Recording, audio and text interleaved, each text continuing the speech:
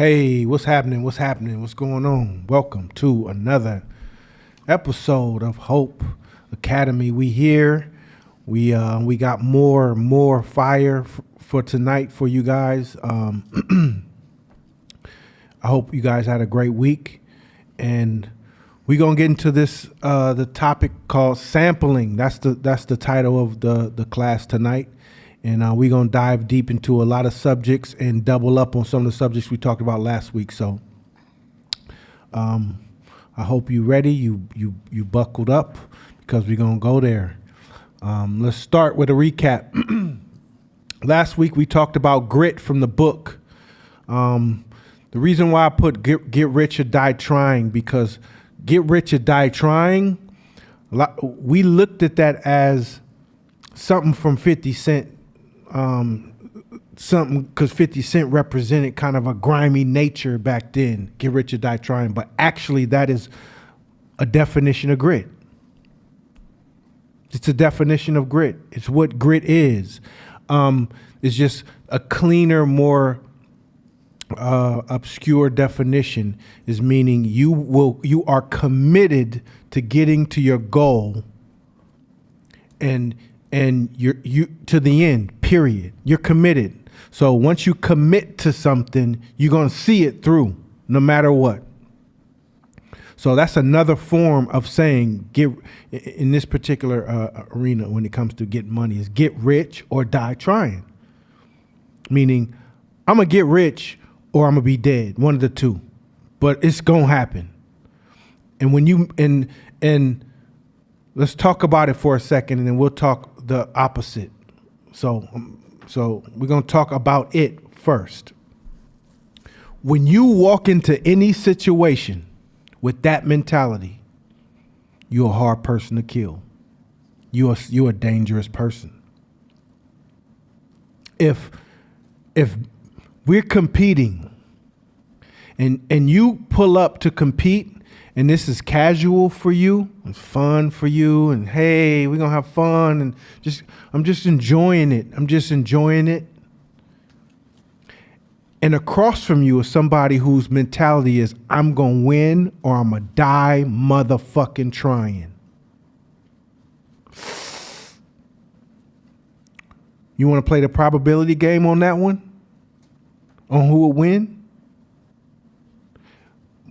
Probability games, a lot of times, if the skills are even, it's always going to the right because of the mentality.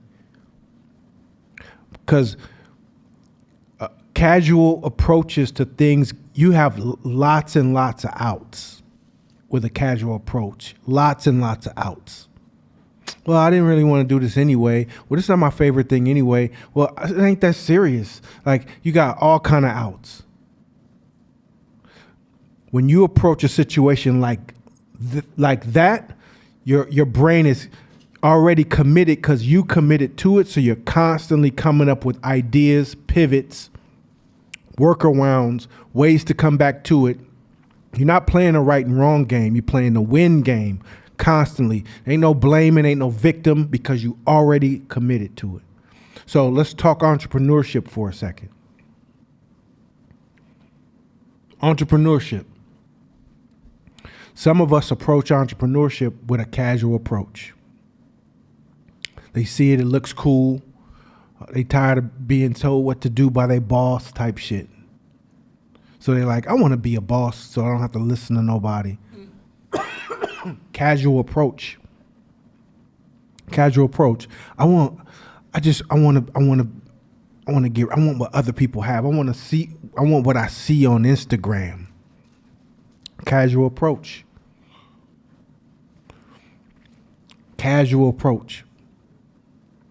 But what a lot of successful entrepreneurs do, man, there ain't no casual approaches to it. It's, I'm gonna make this happen, period. You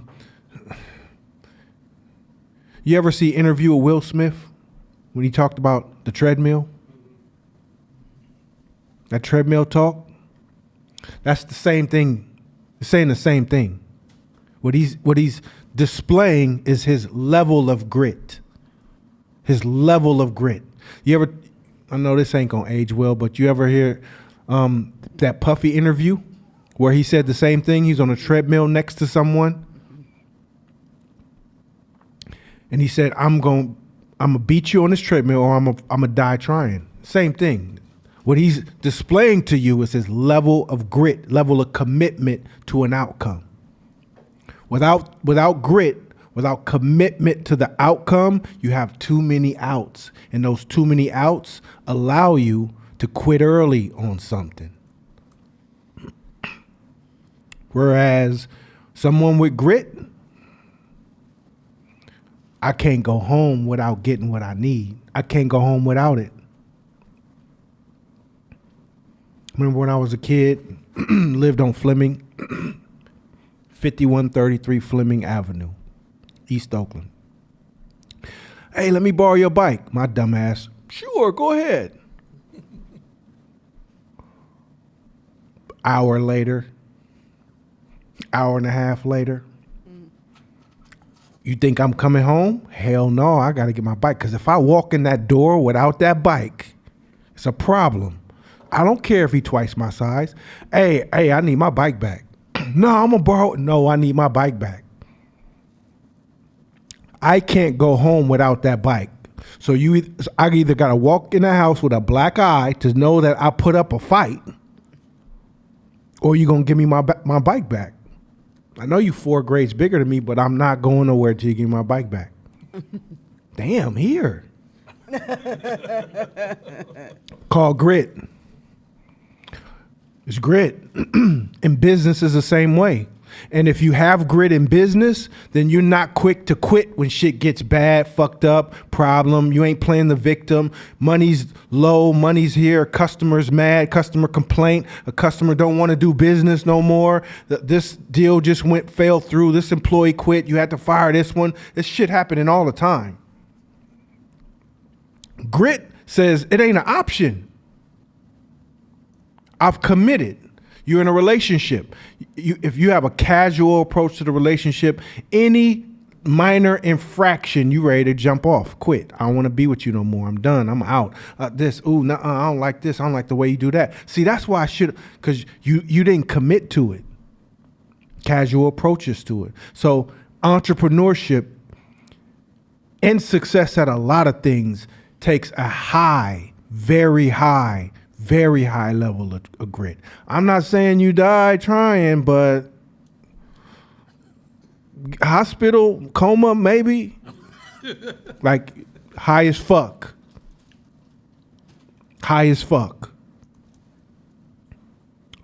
Because without that high level of commitment, your brain comes up with different options. You come up with different options.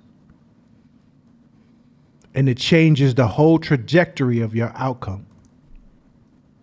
Excuse me. So now the antithesis of that, right, is when do I quit? When do I say I should walk away?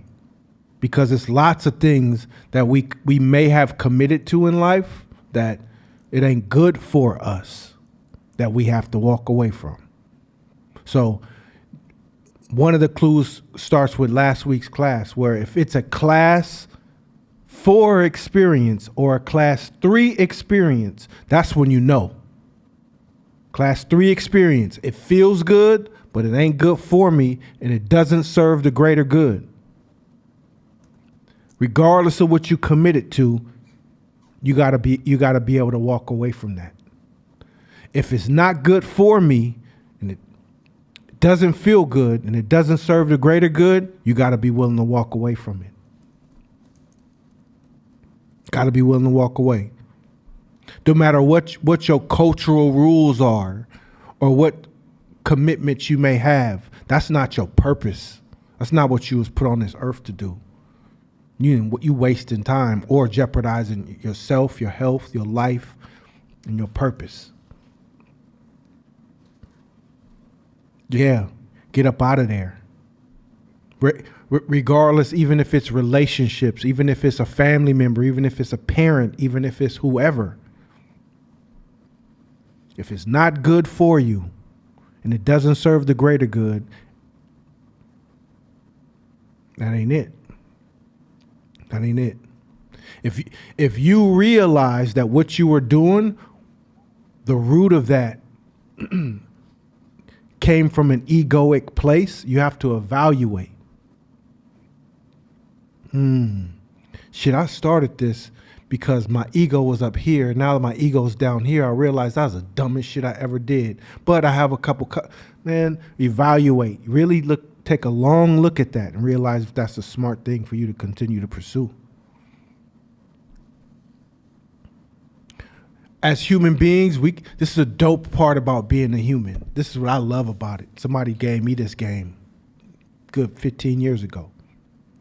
They said, once a cat comes into this world, they're a cat for the rest of their life, period. Done. You can't choose, it's a wrap. Once a dog comes into this world, it's a dog. A horse, a horse. The dope part of being a human being is that at any moment in time, as much as we want, we could change. Change whatever. I could be a furry, be a doctor, be a trapper, be a construction person, be retail, be an entrepreneur today, be a priest tomorrow. I could be a shooter today and a pastor tomorrow. That's the beauty of being human. All it takes is change. And I don't give a fuck. We could do as many times as necessary. So we don't have to commit to things that are toxic to us once we elevate our minds and understand where we want to go. That's the beauty of having grit and also knowing when to turn grit off. I'm sorry. I'm out. Next slide. Any questions on grit? That's a strong one. Any questions on grit? Understanding what grit is and what it does. Because understanding this is a powerful tool for you. Powerful tool. When I walk into a room and I commit to something, and you on the other side of the table, and I decide I'm getting it, you can see it in my eyes. I'll run through your motherfucking ass. Damn. We just playing chess. Shit. If I'm committed, if I'm casual and playing, I don't care. It's fun. We having fun. Lose. That's why I don't compete hard. Because once I lock in, there's nothing happening but what I want. And you can see it. Mess with a mother's child in front of her.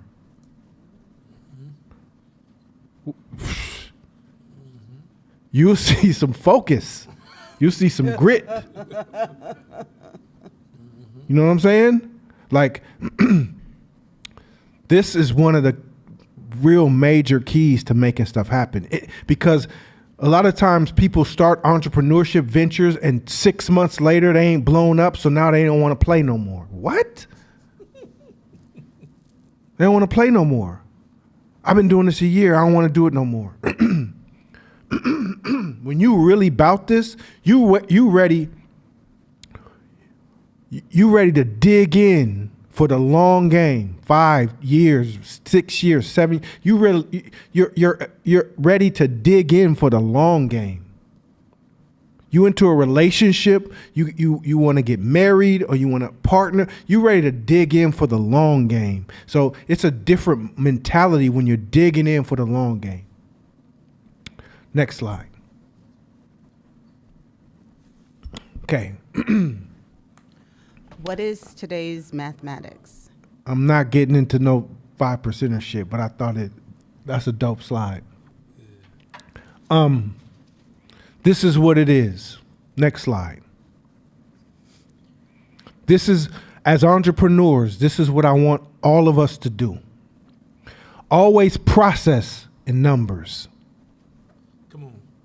Always process in numbers. Somebody's talking to you. You're sifting out all the words, you're sifting out all the emotions, and you're waiting for the numbers to drop. Period. Give a fuck about your story. You don't say that. Like, but the way you process in numbers, okay, 2 + 2, okay. So you said all that to say that 5 is gonna cost 5. But he said, oh, I had this problem. My car broke down. My mom paged me. This was 1989. My mom paged me, and then I called her. It took me 2 hours to get to a payphone. And I called her back, man. And she's going through some stuff. Like, man, okay, I'm sorry to hear about all that, but you're saying 5. Like, processing numbers. Think.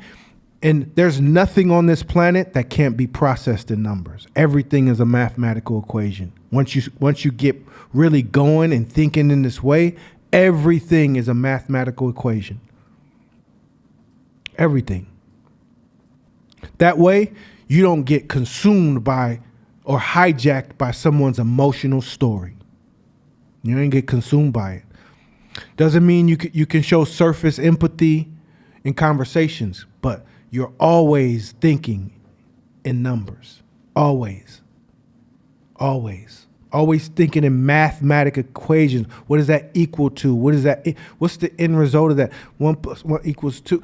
Okay, that plus that equals this. You're always processing in numbers. But as a business person, you selling emotion. You selling emotion. You selling the story. So you don't smoke it, you sell it. That's one of the major keys to business. Some people lose in business because they want to say, this is a product, there it is, take it or leave it. Human beings, we're emotional creatures. We only think in emotion. We think mostly in emotions, most humans. Think in emotions. We think in stories. We make emotional decisions. Every split second, we're making an emotional decision. So as a business person, as an entrepreneur, that's what you're selling. You don't sell your product. You're not selling your product. You know how many products they are that are just like yours? Like, we ain't fucking special. Our product, we think we hella raw. We ain't that raw. Let's keep that shit at 100. We might be good. Because you know what's interesting? I know people with products that are superior to everyone else's product, and they ain't got no money. Why? Because they're too focused on being transparent to their customers. When in actuality, our goal is to sell emotions, not our product. So one example of this is, let's think of some broad ones and we'll go narrow. Everybody, think of stuff everybody knows. So everybody knows Nike, right? Everybody know Nike? Can anybody think of what Nike is selling? Are they selling shoes? What's Nike selling? Can somebody tell me? Back here. Grab that. Here, pass him the mic. A lifestyle and consistency. A lifestyle and consistency. Yeah. What else are they selling? Affiliation. Affiliation. What else are they selling? Status. Status. But they're selling. Think about what they're selling. Think about their campaigns and think about what they're selling you.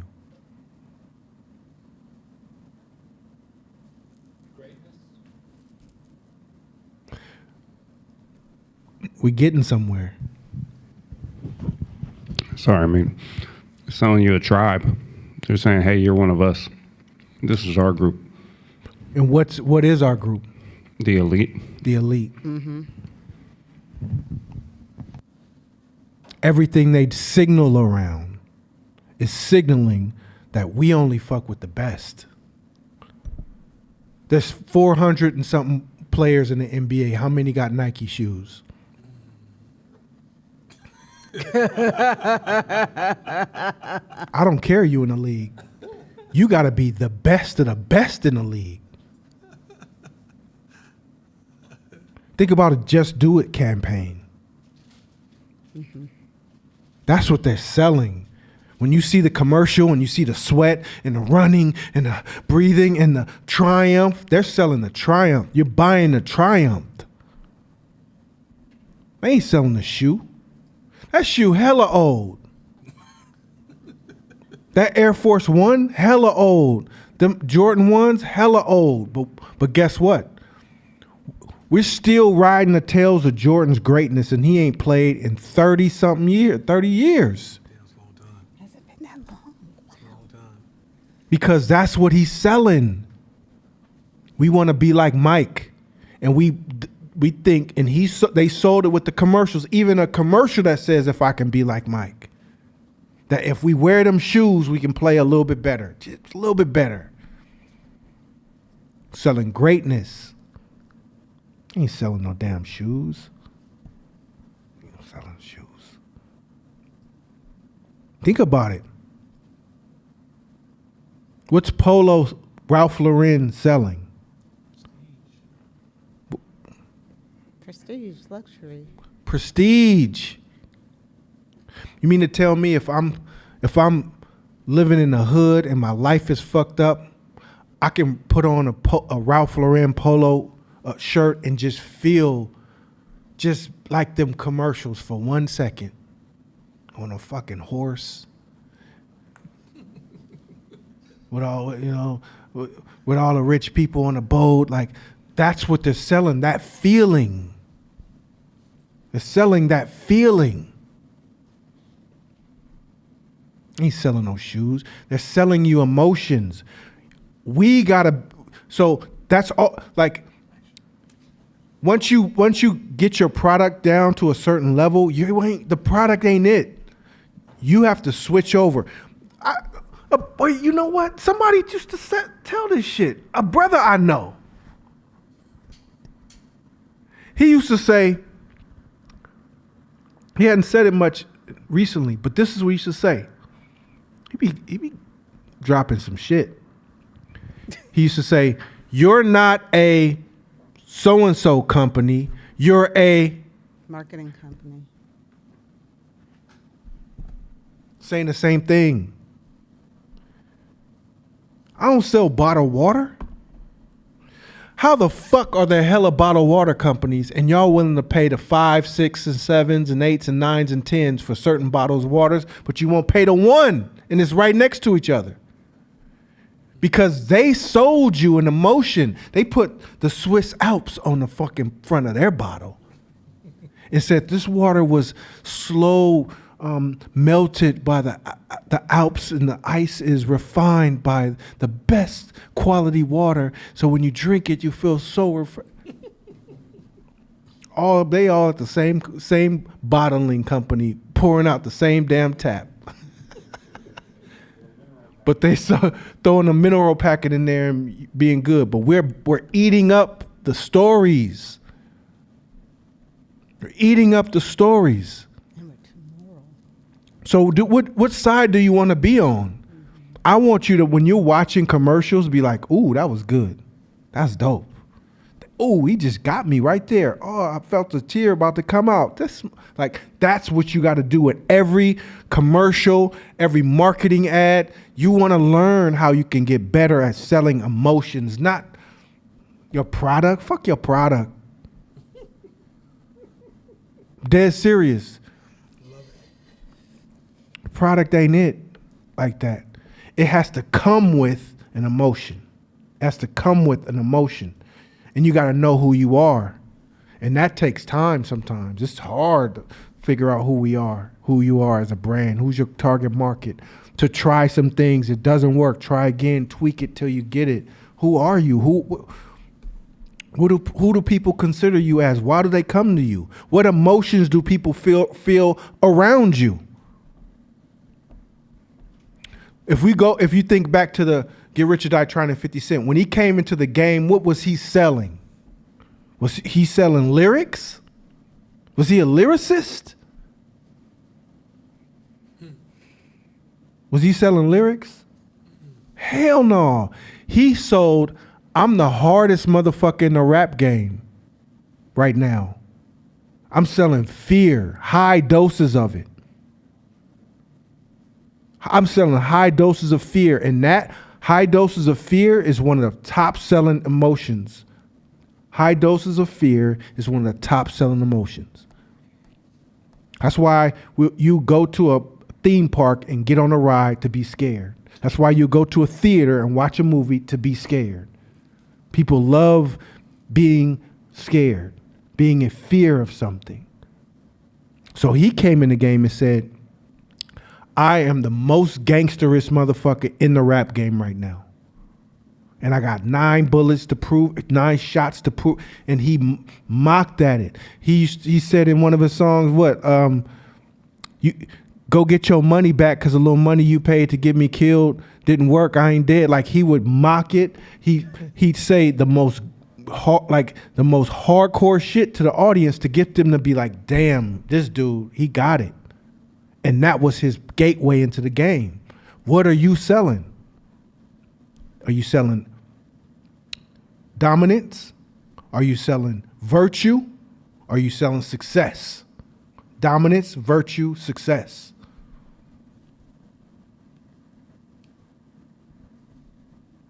That's the big categories. Dominance, virtue, success. And then subcategories are what specific emotions are you selling with your product? Here's a cupcake. Here's a cupcake, $5. Here's a cupcake, $5. Here's quality time with the mother and the daughter, $10. Here's quality time. You hear the commercial? A kiss begins with K. The jewelers. They saying, fuck the jewelry. I'm selling you a kiss. What? You selling me that? This mindset changes your business. You have to alloy your business with an emotion. You can't have it, your product or service, you have to alloy it with an emotion. You can't sell it separately. And a lot of us been trying to sell our products separately, and that's why we ain't winning. That's why we ain't winning. Because we think our product can stand for itself. Our product speaks for itself. Your product speaks for itself? It don't speak at all. Because nobody can hear it. It's like a gorgeous, beautiful tree in the middle of the forest that falls and nobody hears it. It does not speak for itself. Our product needs an emotion to speak for it.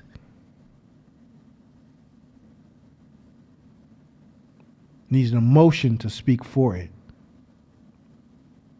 So,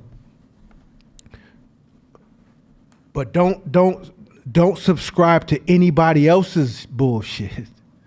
But that's how you think, and that's how you market and brand. And it doesn't have to be bogus. It doesn't have to be a lie. You can embody the emotions or whatever feelings you felt with your product. You can embody those and sell those, but you have to sell them together. So like every brand that you have on right now, every brand that all of us are wearing right now, the reason why we're wearing it is because somebody sold us an emotion. They sold us an emotion. Most of it is you're going to get chicks wearing that. The women going to love you wearing that. Some of it is you're not going to get bullied in school no more wearing that. Everybody going to be cool with you wearing that. Like it all comes with an emotion. People gonna be afraid of you wearing that. Ooh, for real? Yeah. So whether you think about Supreme or any of these brands, it got sold to you by an emotion.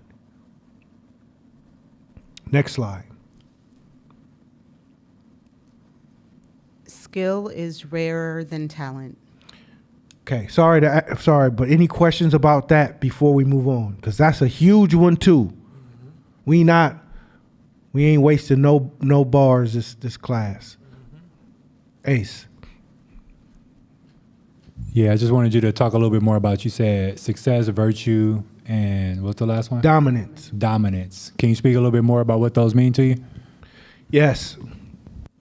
So,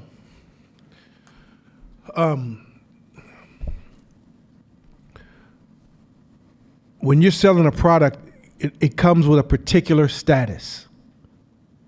Comes with a particular status. So you're selling status, right? So I think Shabisha someone called it earlier. You're selling status.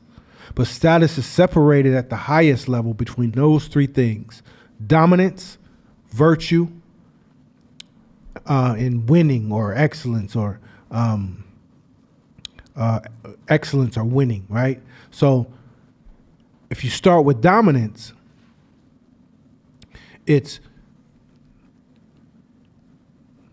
we're wired as human beings to fall in love with the strongest, toughest person in the room.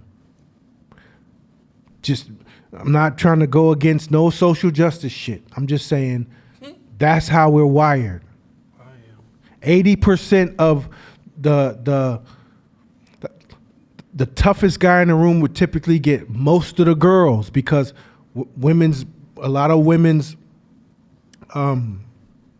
values, security is high up there.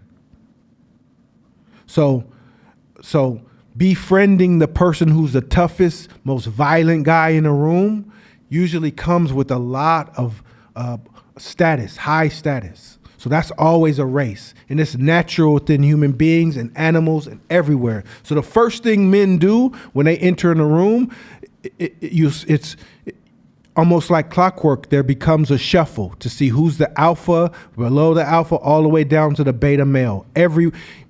Anywhere, prison, anywhere. Is because that has to happen immediately. Because that's a natural inclination. So the dominance game is a very, very, the age-old game that you can use in your marketing strategies. If I say, here's blanket statements in the dominance game.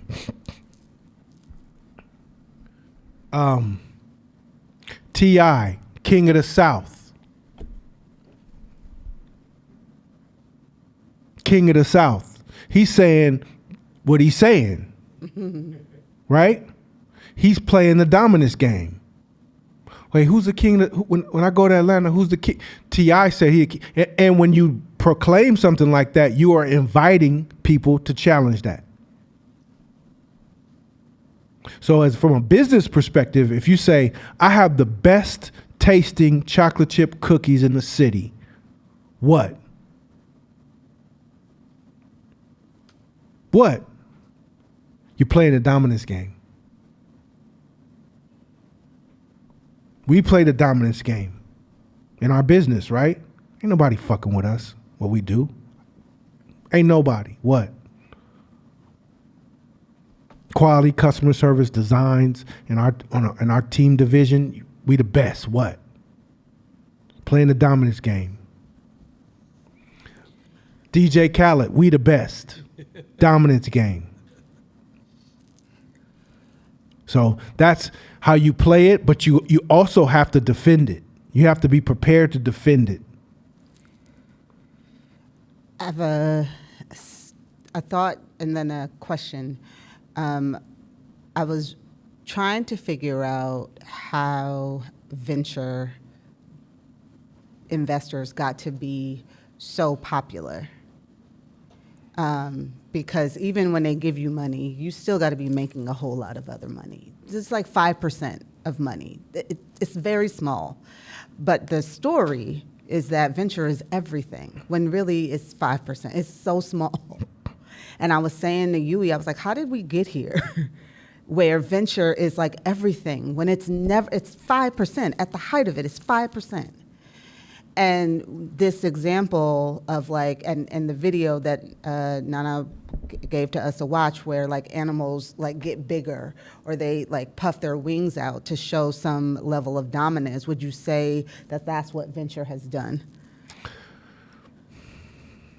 I don't think it's a dominance play with venture. Okay. I think it's a herd animal behavior with entrepreneurs, who I think most entrepreneurs, when they sign up for this entrepreneurship game, they don't realize the level of radical responsibility that needs to be taken in order for them to achieve something. So when they see venture, they look at venture almost like their boss. And their nature, their unentrepreneuring nature, gravitates toward that because it feels like they have a boss now that could nurture and protect and save them. Because like I think about Dope answer. because I think about Mark. See what I'm saying? I think about like Andreessen, and he did all of these like venture money's going to come in and totally disrupt consumer goods. It didn't. All of the stuff that he invested in, it didn't play out well, right? So, but they did a great job of saying direct to consumer is going to like be the second coming of Christ. That's not what happened. So people made a lot of really, I don't know, maybe they got their money already. But I'm just thinking in terms of like the optics of like when they were selling that, it was like, this was going to be the most disruptive thing. You see what we did in tech. Now we're going to do that in hard goods. Yeah, there's none of that. See, entrepreneurship is like the league. Mm-hmm. It's a reckoning. Mm-hmm. It's a reckoning. Mm-hmm. You could talk all that shit you want, but at the end of the day, it's gonna get fleshed out. Period. Mm-hmm. It ain't none of that shit anybody's talking. Entrepreneurship will flesh it out, and there's no predictors in entrepreneurship game. There's no predictors. You can't create it because so many elements and invisible elements are needed in order for something to pop off, to win. Mm-hmm. So nobody can, that's arrogance to step into a space of entrepreneurship and say what's gonna change what. Mm-hmm. It may not be enough players. It's been venture for hundreds of years. It's been venture for hundreds of years. Venture backed, when they were trying to race to build the airplane, venture backed a group. One particular group, the best of the best engineers from the best schools, Harvard, all the top schools, Ivy League schools. Venture came and backed them. It just wasn't called venture back then. Mm-hmm. It was just called investors. Mm-hmm, mm-hmm. And the whole group looked at them like, ooh, they got basically the LeBron James and the Steph Currys of engineering and in flight on this one team, and they have venture to back them. And guess who end up flying? Two brothers out their garage, the Wright brothers. Mm-hmm. That's entrepreneurship. Yep. So like entrepreneurship is the closest thing to the wild and true alpha game. Mm-hmm. Man, say it again. Mm-hmm. And then my follow-up question is like just going back to the music thing, when you think about like a T.I. or somebody like that, if you contrast that to Dungeon Family, or or even if you contrast that to the Dungeon Family, where it was like a group of people, what kind of play would you say that was? If you contrast with like a whole group, yeah, like Erykah Badu came out of that. Outkast came out of that. Goody Mob came out of that. CeeLo came out of that. It was a lot of people. Yeah. When you think about virtue, dominance, success, or win, what do you think that? What would you say that? I think that was on the excellent side, right? High quality everything. sounds, the details, the music, the live instruments that were replaced with instruments that was there. That's an excellence play. That's an excellence play. When you, what's the slogan of BMW? Do anybody know? The ultimate driving machine. It's a dominance play. Ain't nobody messing with us. It's an ultimate driving machine. That means anything else outside of what we do is not ultimate. We're ultimate.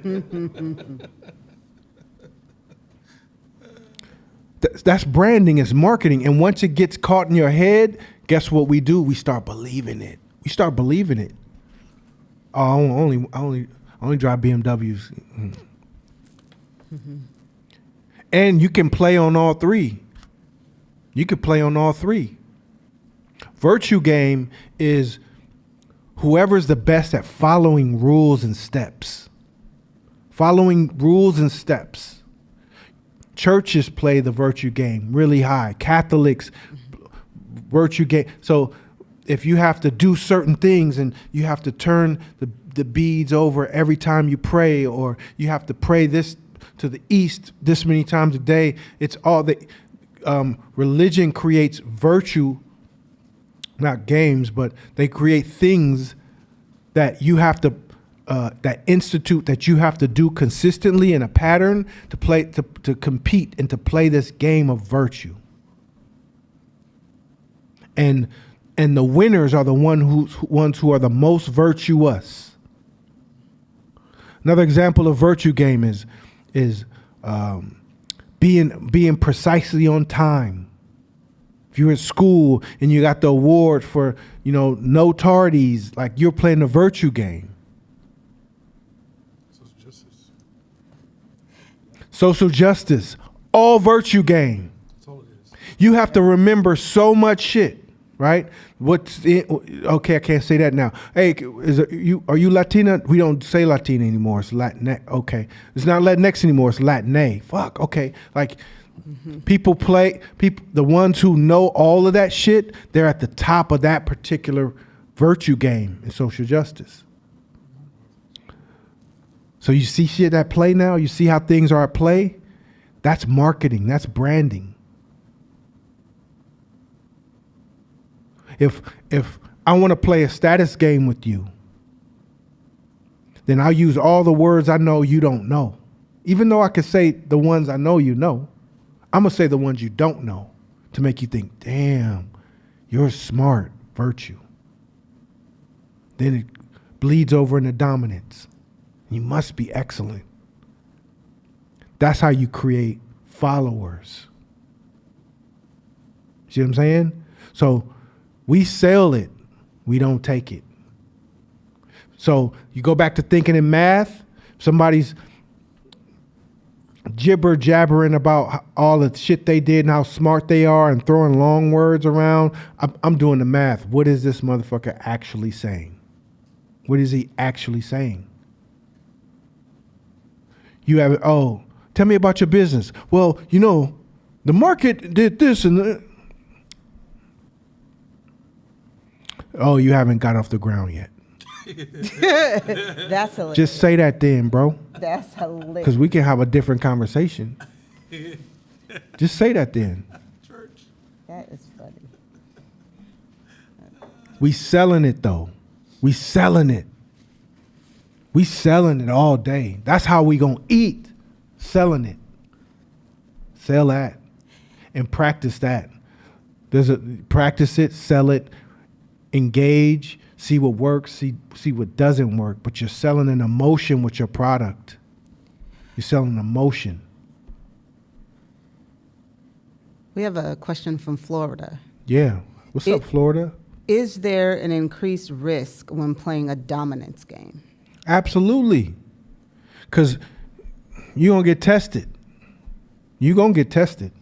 You got to make sure you can back up the dominance game. I hate Josh. I really hate Josh. Pause. I'm getting paused? What the fuck did I say? Because you said back up. Man, no. We're not falling for that. Oh, you have to be off in your thinking to even think that that's something. We're not gonna go there. What? Anyways, Can you deny a pause?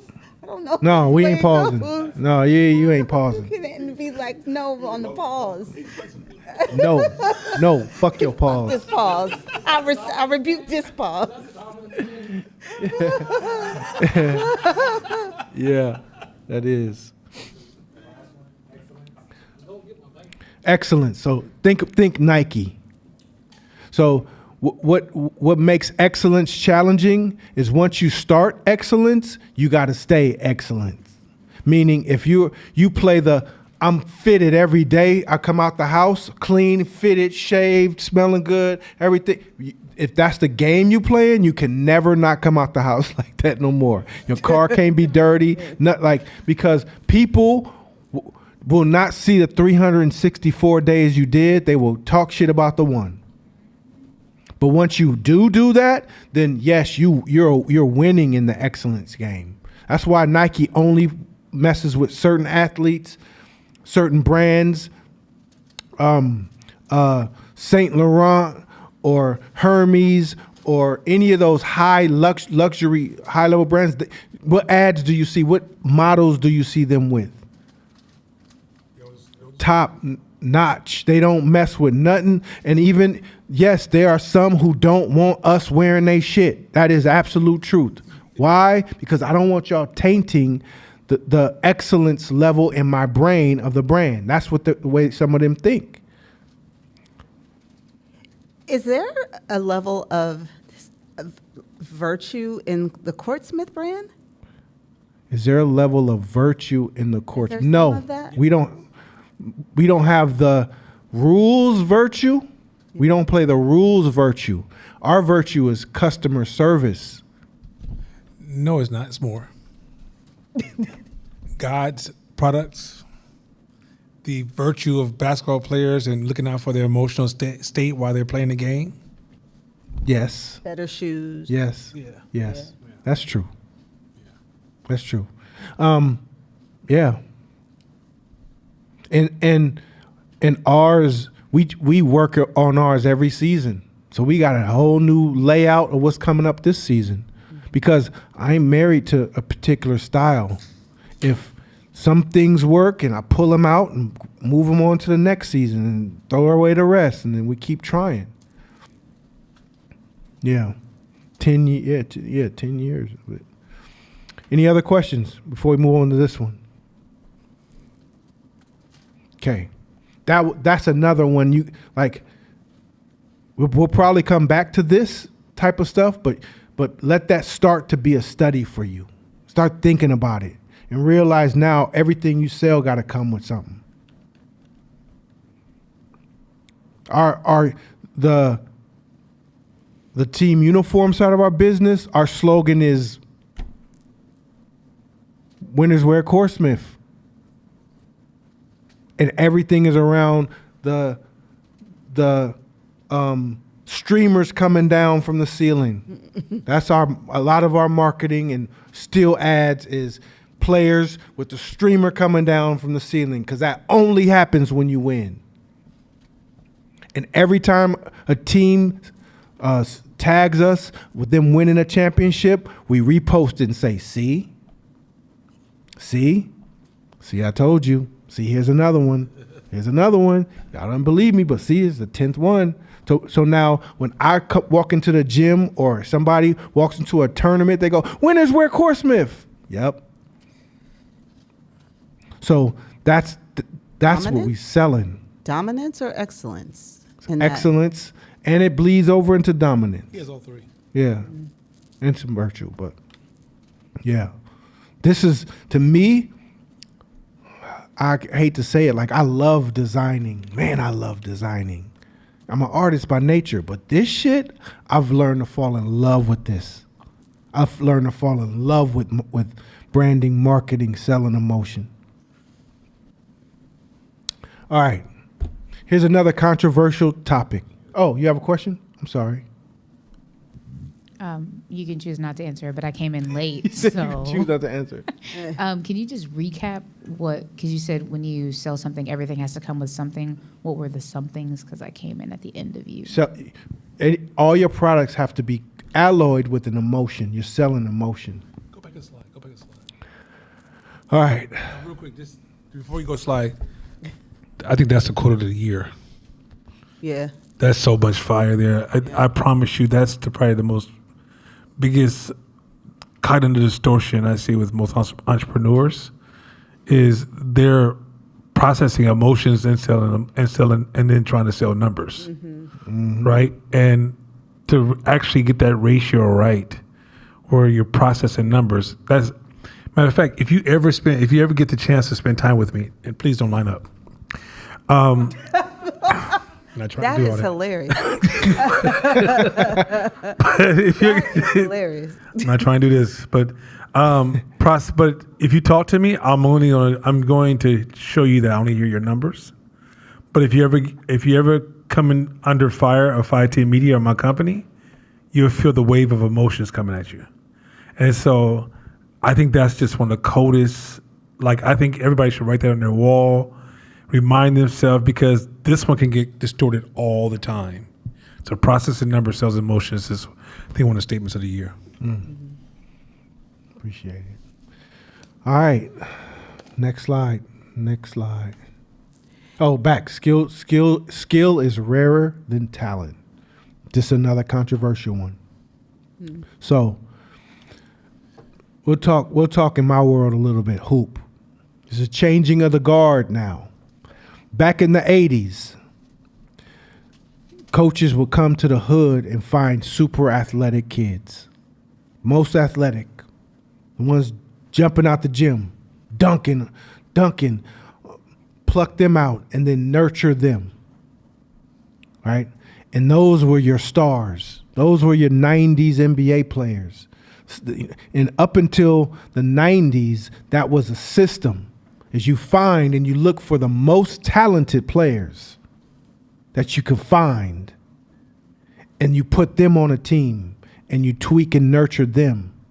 And that's how you build great teams, greatness. But over time, they realized, over time, what started happening was the not so talented players who still loved the game so much that they were willing to try to reverse engineer making it. And not all of them were able to reverse engineer, but along the way, they found so many tools to be able to get close. So many tools to not just being athletic and dunking and being naturally talented. They learned, man, if I practice a pass this way 1,000 times, I'll get it. If I practice dribbling with my left and my right, and I practice these drills, I'll get better. If I get a personal trainer that shows me my fast twitch and my slow twitch muscles and how to strengthen those, then I become a little more athletic. Damn, I can dunk if I follow this routine just like the natural dunkers do. If I run these hills and I do these jumps on these tires and I do these particular squats a certain way that are jump squats, it'll look to the audience that I have natural hops. And that becomes a high. And as people were plucking their systems and their systems and their systems, there became a formula to look like you're talented. But the difference is immense between the two. The difference is this. When the person who built the skill faces adversity, and the person with talent faces that same adversity, who do you think's going to outlast him? Skill. They had to go through too much. They had to work too hard. They came in the game with adversity. So they eat adversity. It took them 3, 4, 5, 6 years to get to that level of talent that Kid X was just born with. So then the prima donna mentality that also happens at the talent side is sickening if it's not quelled and if it's not nurtured in a way that keeps them level-headed and humble. So guess what? the kid with the skill been underestimated their whole life. This shit ain't new. There's a lot, like, skill takes grit. Talent doesn't take any grit. You don't have to have grit to be talented. Some of y'all women is just fine, and you didn't do shit to get that. That's your parents did that. Right? You just didn't have to work for it. You probably got no tickets. Officer, I didn't know I couldn't do that. I'm sorry. All right, just a warning. The day you got a ticket, you almost committed suicide. I can't believe. Skill is a much greater tool, much greater possession than natural talent.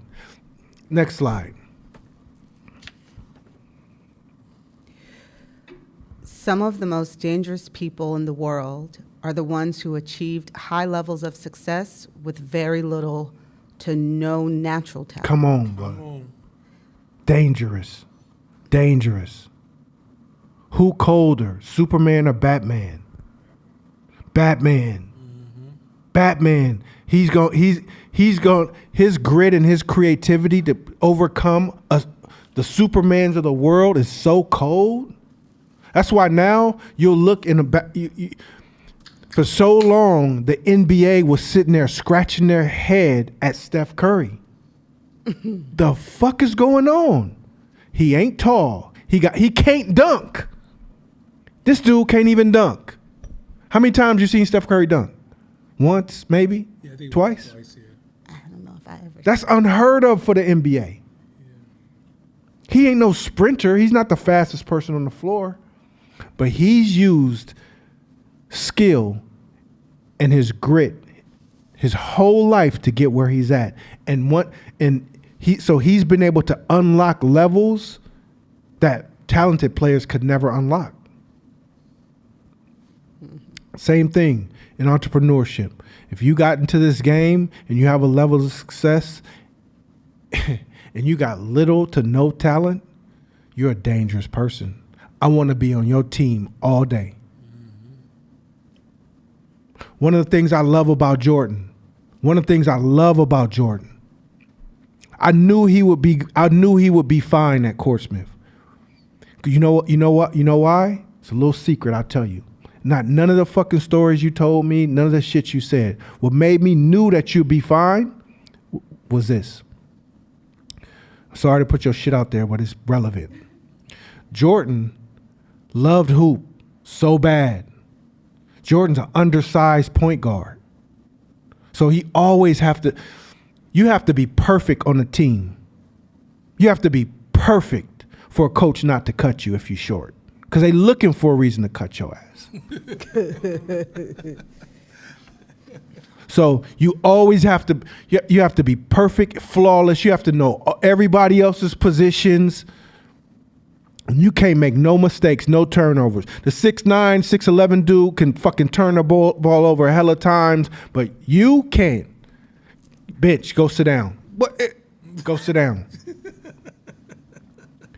And he still wanted to play. Not only did he want to play, when he goes to college, forgive me if I fucked the story up, but the coach who brought him to the college left, and the new coach didn't like him, was trying to cut him. He had to walk on. He walked on to his team and was a practice player and worked his way up to the starting point guard position as an undersized guard. It's crazy. I knew he was going to be all right. That's crazy. You know how much grit that takes? You know how savage you have to be on the inside to do that? Then he did it again to the next college. That's crazy. That's grit. Ain't no backing down, ain't no quitting. Shit, whatever's going on, I'm going to figure it out, and I'm going to work my mentality around to get to it, to make it happen, and then still thrive. I take that all day, any day, over somebody who's naturally talented. Any day. you're a dangerous man. I can't kill you. I can't kill you. What's next? Laziness can occur when you rely on what is natural. Looks, beauty, athletic ability, smarts, intelligence, charm, etc. Yeah. That's the danger. That's the danger. A lot of there's people who say they were beautiful, male or female, doesn't matter. They can get whatever they want. Walk in, they get all the attention, they get all the stuff. They didn't have to work hard to get things. But say they live and they get a little older and they're not as good looking as they used to be. And guess what? They ain't getting as much attention as they used to. And they don't understand why life is treating them this way.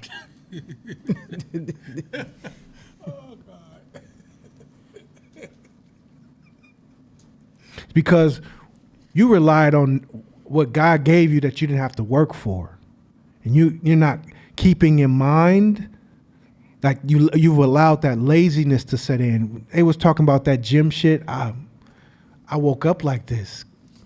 I woke up, I didn't have to do nothing. You had it naturally. You was banging naturally or you was muscular naturally.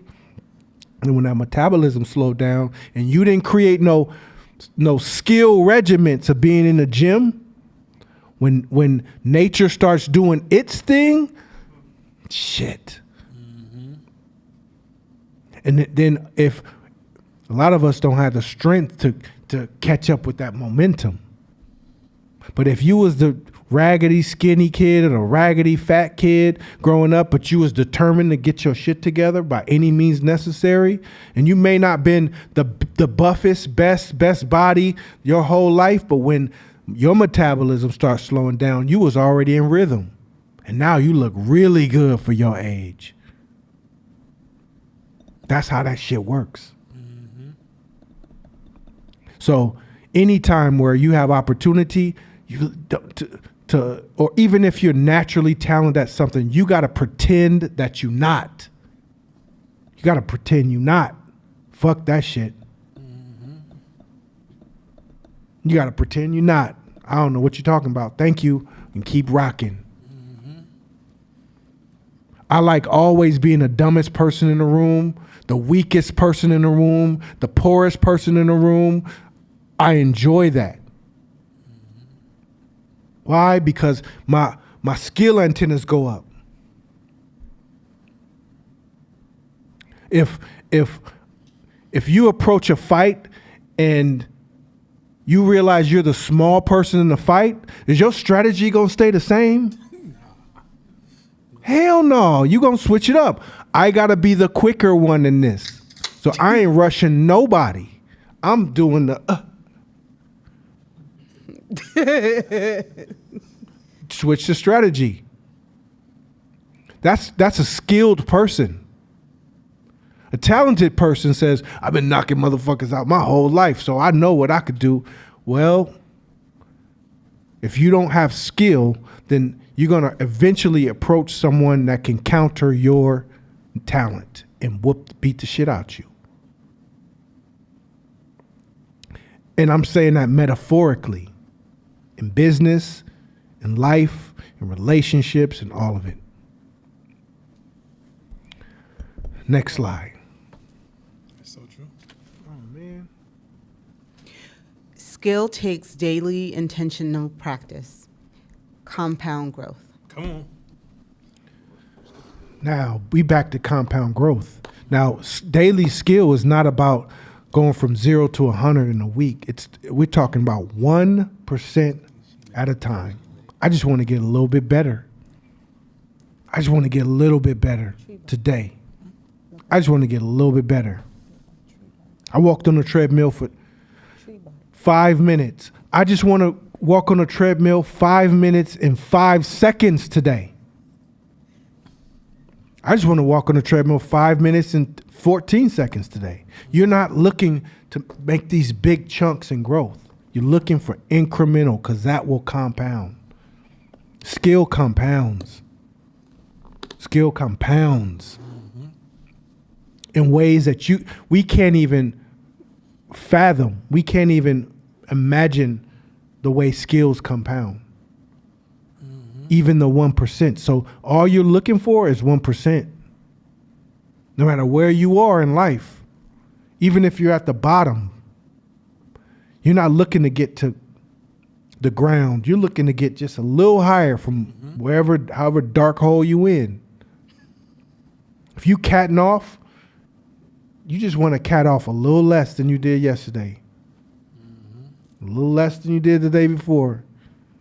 A little less. You scrolling, a little less scroll. That's how you make incremental growth. And over time, you'll realize, man, I don't even want this no more. Or when it's time to cut off, I don't even feel like it. Allow that to take shape and take form into who you are. You're looking for a little bit, just a little bit.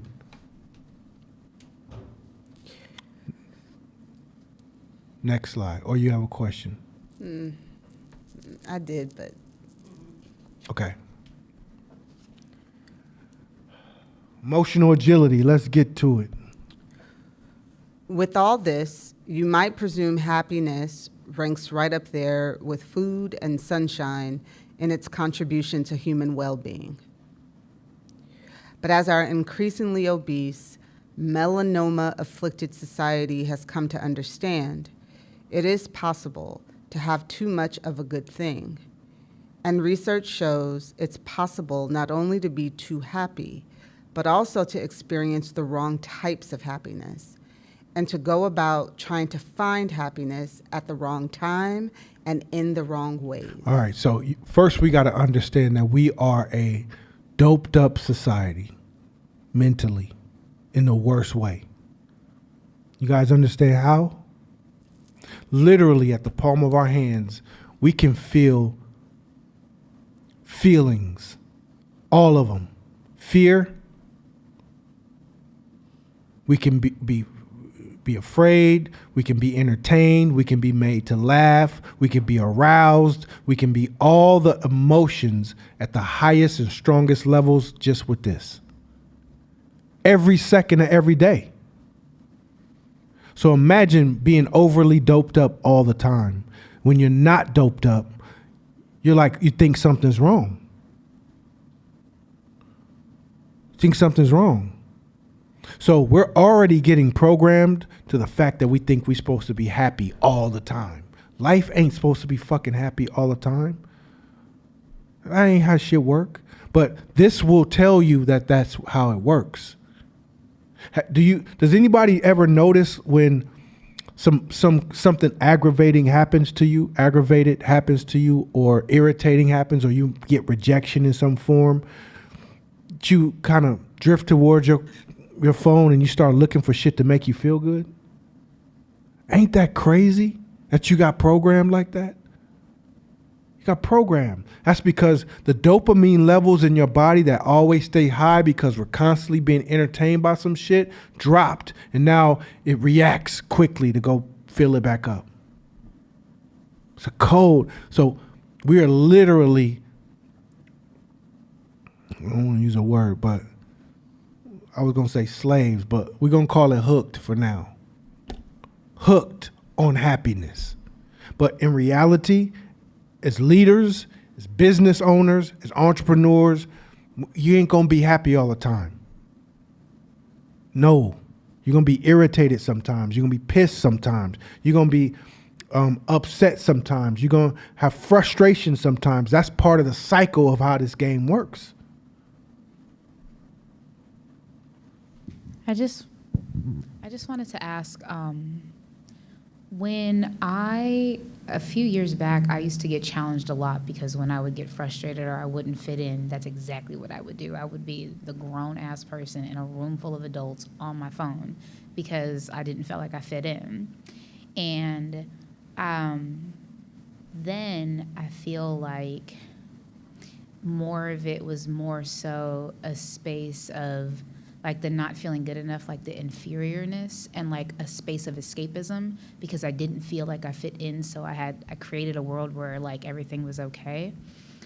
Do you think that with how we're programmed today, do you think that it's solely a focus on happiness or like a combination of happiness and escapism? Well, the definition of escapism. The definition of escapism is not an emotion. Escapism is a tool, it's a vehicle to take you from that negative emotion up to happiness. See what I'm saying? So over time you'll train yourself to when you feel a negative emotion, you say, I'm gonna sit here. I'm gonna sit with this. This don't feel good. Look, we're gonna have this uncomfortable conversation right now. No, don't run, don't leave. Nope, let's have this. I don't like you right now. I don't like the shit you're doing. And being able to sit there and dialogue back and forth, and we both uncomfortable as fuck. Because guess what that same feeling is? Negotiation. I'm trying to get it for the lowest price, and you're trying to get it from the highest price. You're trying to take money out my kid's mouth. You're trying to take money out my kid's mouth. So we gonna sit here and have this uncomfortable conversation, and I'm not breaking. And if you don't practice that, you'll break. Oh, okay. Never mind. It's not that serious. Now we back to it's not that serious. It was at the beginning.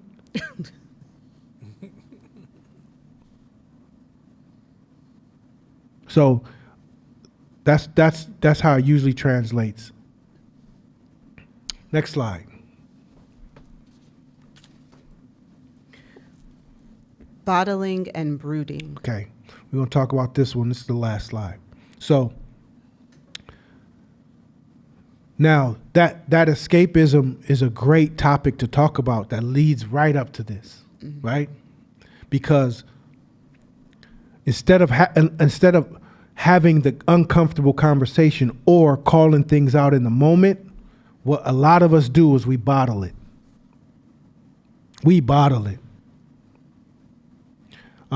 Because this is a coping mechanism to deal with negative emotions. This is how a lot of us cope. And we make excuses for coping. We make excuses for these types of behavior. But in actuality, we're escaping. We're escaping. And my word is you running from the smoke. Right? You running from it. Next slide.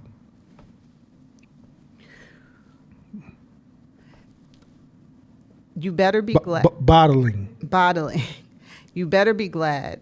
If I wasn't at work, if I didn't need this job, as the pressure intensifies, eventually you take it out on something or someone which can and will damage relationships and cost you. So, this is our excuses a lot of times. Man, you better be glad. If I was, man, back in the day, man, if this was 2 weeks ago, better be glad I'm at work and I'm trying to be professional. Better be glad I need this job. It's all these better be glad ifs, so you bottle. You don't say nothing. But guess who does it hurt? You. The bottling hurts you.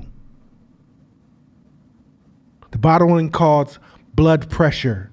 The bottling causes damage and dis-ease in your body. The bottling hurts you. And eventually, once the bottling builds up to a certain pressure, you're going to take it out on somebody. And they're going to catch your whole wrath of something they did super small that didn't deserve that. And all they did was just bump your shoulder. And you took all that bottling out on that person. All the questions. What is the difference, if any, between bottling and trying to create a larger space between stimulus and response? So, for example, let's say something happens while you're at work. A business owner's natural response is going to be like, I can't act like this because I'm at work. not necessarily, I could see depending upon the level of ownership and the way that they internalize that, how it could be perceived as bottling or as creating space to make a better decision choice. Is there a difference besides the framing? Well, if you make separating between stimulus and response is not bottling, because you're gonna get to it. If you need a day or hour or 30 minutes to gather your thoughts, but you're going back in there, yeah, it's not bottling because you have an intention to go back. Hey, let's talk. This is how I felt. This is where I'm at. This is what I think. Or what did you mean by that? Or anything to open the dialogue so that you can release in a healthy way. It doesn't mean you cuss the person out or you do anything negative to the person. It's you open the dialogue and you're going to have grit enough to stand there and have that conversation. I wasn't comfortable when you said that. What you mean by that? Next slide. Brooding. Brooding is the repetitive and excessive thinking about the same thought or event. It can involve dwelling on negative thoughts and emotions such as sadness, guilt, and anger. Hey, no,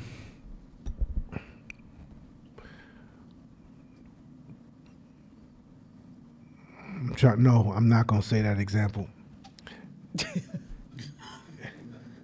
If you ever been in a relationship, I'm gonna put it to y'all. If you've ever been in a relationship with somebody, and they were so good at arguing, but you were just a little slower with the rebuttals, but the argument's over, and you didn't get your points out. So then you spend the rest of the day responding back to shit in your head. And now you can't sleep because you're thinking about it and thinking about it more and more. I'm going to say, I should have said this. I should have said. Then the next day, you just consumed the rest of your day. You just wasted your fucking day on something that's over. That's brooding. You're brooding over it. You're brooding over it. And now you're letting it consume you. And once it consumes you, your meaning-making machine kicks in and you start creating new stories about that person, about what happened, and now your thinking and your structure of your thinking's corrupted. And you're making assumptions on fake stories.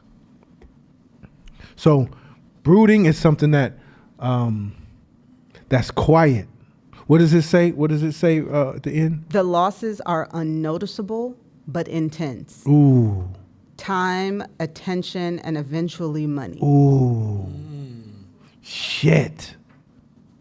Time, you just lost a day. Say you're working on a big project that day. That's a money maker. And you need all your creativity or you need all your focus. But you can only give 30% because the other 70 was back there re-arguing something that's dead. You can't show up. You may have lost the deal. Or you just mediocre enough to where somebody came in and took it from you. Shit. That's why this is so important. Brooding will, at the beginning, cost you time, but it's costing your attention. Hey, are you here with me? What's up? We good? Yeah, we good. All right. I need you. Like, that's why this shit is important. That's why it's important that you release where you are. You release how you feel in a non-emotional way. So yeah, take your time. But don't let it be forever. Mm-hmm. Take your time. Whatever time it takes for you to calm down, get on the phone. Hey, okay, so I was thinking about so-and-so, and I just want to do it, but don't let it be forever. Because if it's forever, now you're storing it, and when you're storing it, it's unhealthy, and that's causing the dis-ease in your body, and your mind, and your spirit, and that shit ain't good. Any last questions? I'm remembering why I used to cry every time we read this book. When you first introduced this book, I would just read this book and be like, everything is messed up. I'm fucked up. It's terrible. Yeah, man, this book is. You can't even allow other people to support you if you are doing this, because you're so sensitive to what somebody says and you don't like what they say, and so even if it's beneficial for you, you don't want to allow it, because you continue to argue the point. I didn't get my point across, or they're hella rude, or I don't like the way they talk to me, or like all of the ways in which you put up like these barriers to what's actually hella beneficial to you. Like, this book is just dope, but I also remember why when we first started reading this, I was like, nobody never told me shit. I didn't even know. This is just fucked up. Everything is wrong. Everything is jacked up. That's funny. All right, brief intermission, and we switching.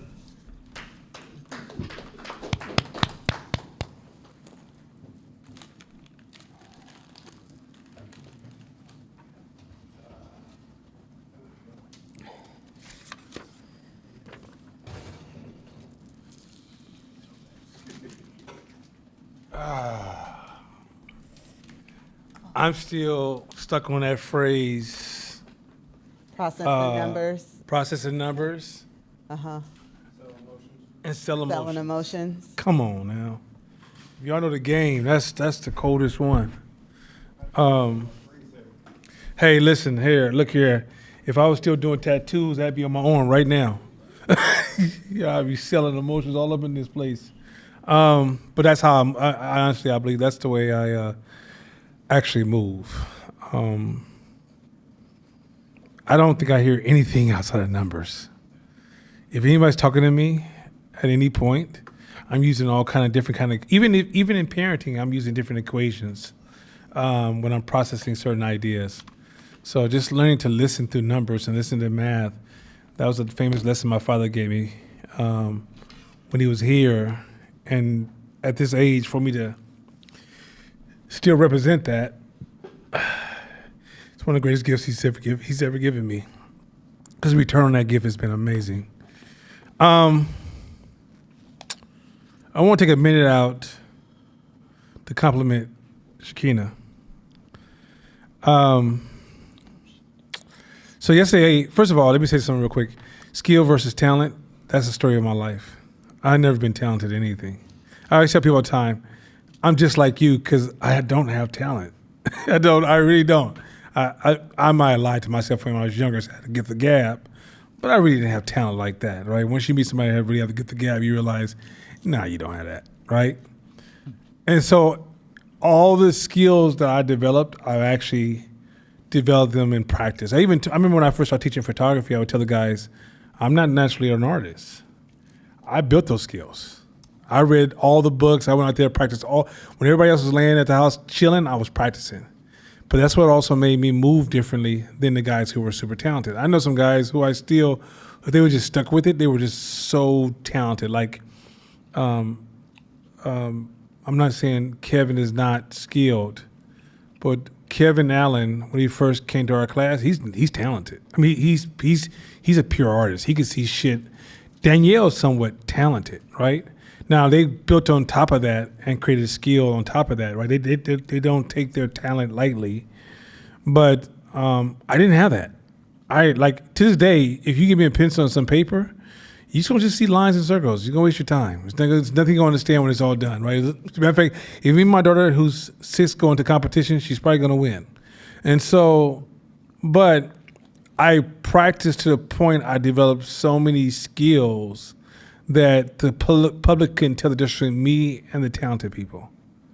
Now, the difference, the reason I was able to smoke them is because, like he said, the grit I had to go through to get there made the obstacles that everybody else was whining about smaller than me. It's like, psh, this is what's stopping y'all? I'll see y'all later.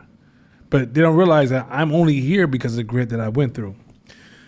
So this is where I want to compliment Shakina, because I thought this is is really, really dope. And if you're a new entrepreneur, I'm going to say something that she's going to try to probably throw a rock at me later, or she won't make any more of those sugarless cookies. So I'm going to say this, but I'm going to risk my life for this. If you have an opportunity in a new business, I would just go up to her business. Just for a second. You only need 2 minutes. Walk through the front door. Her business says it's a business.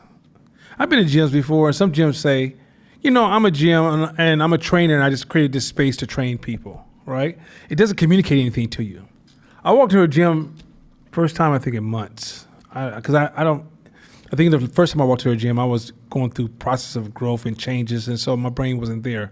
And I just finished running the stairs, and one of my best runs ever. And so I come down the hill. She's like, she's working on something.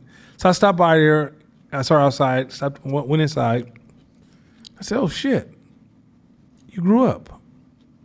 Now, she'll tell you, back in the days, I used to walk to a gym and be like, you should change that shit, that rug. I don't know what the fuck you're thinking, that window. Don't you ever see another dirty window. She'll tell you I was harsh.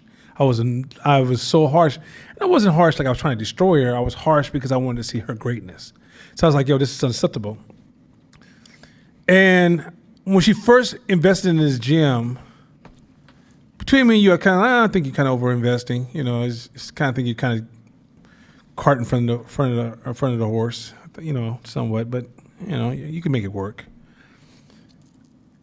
This last time I went to her gym branded her professionalism. Her gym said she grew up. She's a businesswoman running a gym service that is aimed towards this type of customer.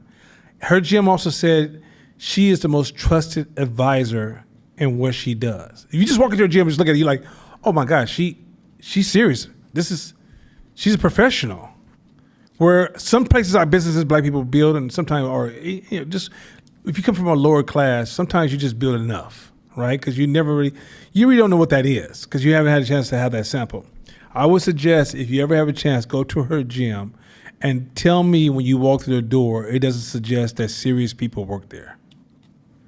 That to me is, I grew up in my 30s. It's funny because when I turned 18, I didn't know I was an adult. When I turned 21, I didn't know I was an adult. I thought I was still a kid. When I turned 30, something clicked and said, bruh, you adult. And now when I move, I'm a grown-ass man. I don't question my role. But I see a lot of adults who don't know they're adults. They almost shrink to children when adults are around. Or they see, especially my black folks, some of y'all, when the white men come around, y'all turn into little kids again. What you say, boss?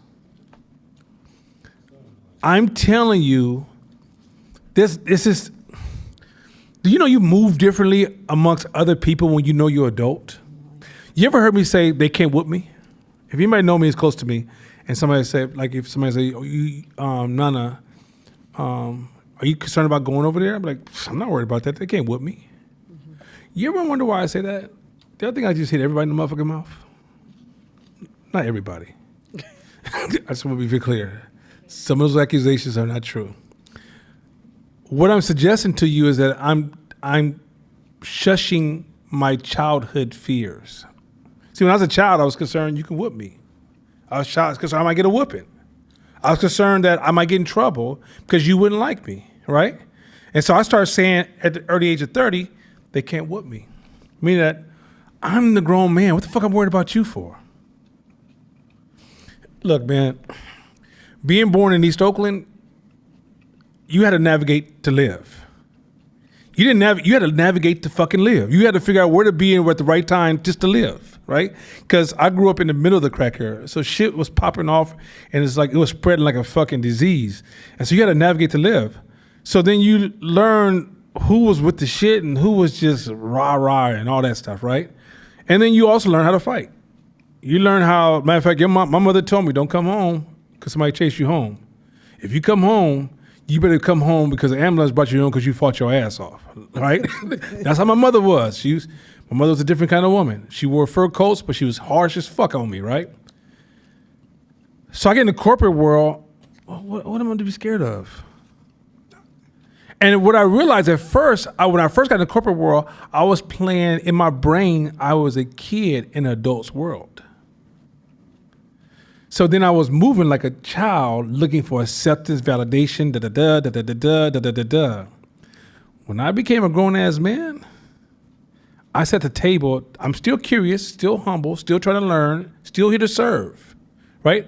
Matter of fact, I'm here to listen, but you're not gonna trump me. You're not gonna put a gun to my head. You're not gonna disrespect me. Matter of fact, I'm gonna show you the highest level of respect because that's what I asked for back, right? Why am I telling you this story?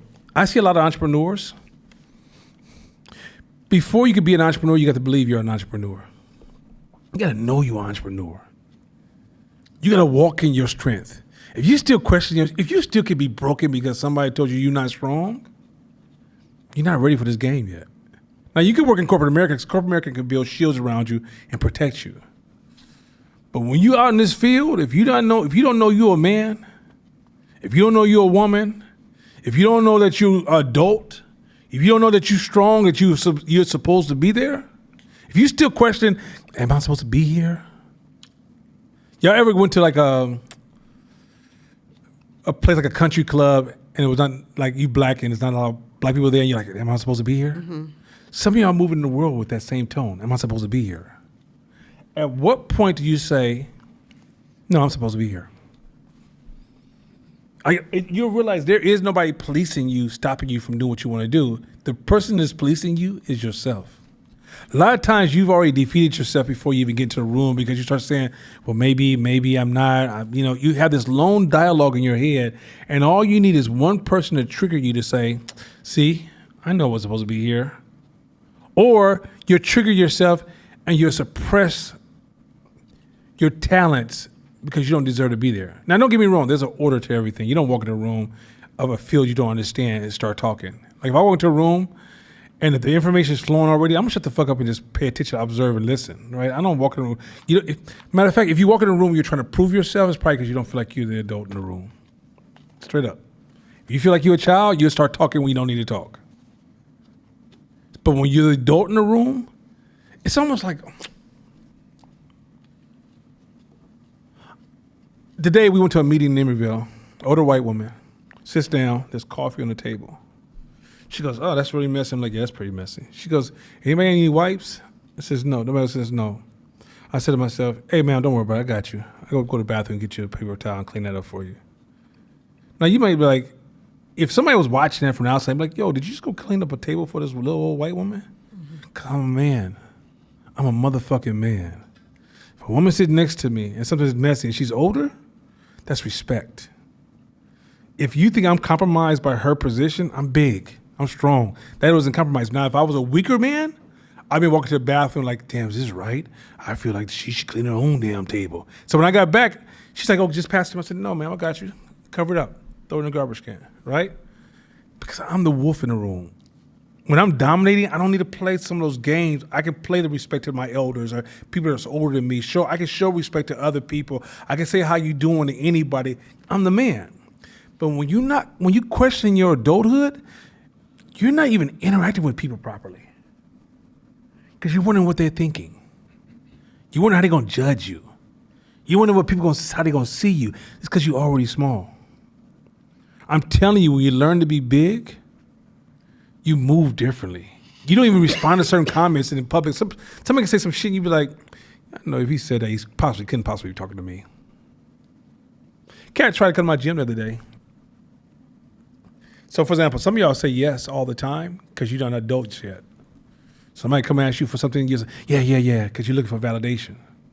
Dude came to me at the gym the other day. He says, no, what do you believe about, how do you think about voting? I said, sure, if I'm crazy about this national vote, this shit's it's like a shit show. I said, but locally, there's a lot of ordinance I want to vote on coming up.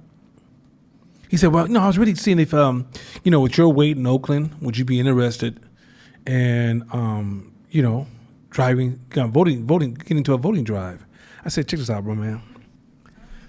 There's 7.5 million people in the Bay Area. There's about 1 million people regionally close to Oakland. Within Oakland is 440,000 people. Within my site is about 40 people. Find another motherfucker besides me. That was my answer. I had no shame on it. I wasn't even being an asshole. It was just like, why are you fucking with me this? I didn't feel no desire to want to say yes to join the herd because I feel like I would be more validated if I said yes to prove to people that I virtually signal with voting. You get where I'm going with this? When you sit in your space and you know what you're supposed to be doing, you know why you here, it's hard to fuck with you. It's hard. Like little comments don't hit the same. I'm telling you, I know there's two versions of me. I'm talking about the old version of me when I used to be like, what that motherfucker say to me? And the new version of me, like, I ain't got time for this shit. I got other shit to take care of. If I come to battle with you, it's because you have value. But I'm not battling with the peasants. I just don't move like that. Why is that important? A man or woman can never build anything if they're always chasing noise. You can't build shit if you're always chasing noise. You have to be very clear. The management of your time, attention, and money cannot be achieved if you question your adulthood. It's just that simple.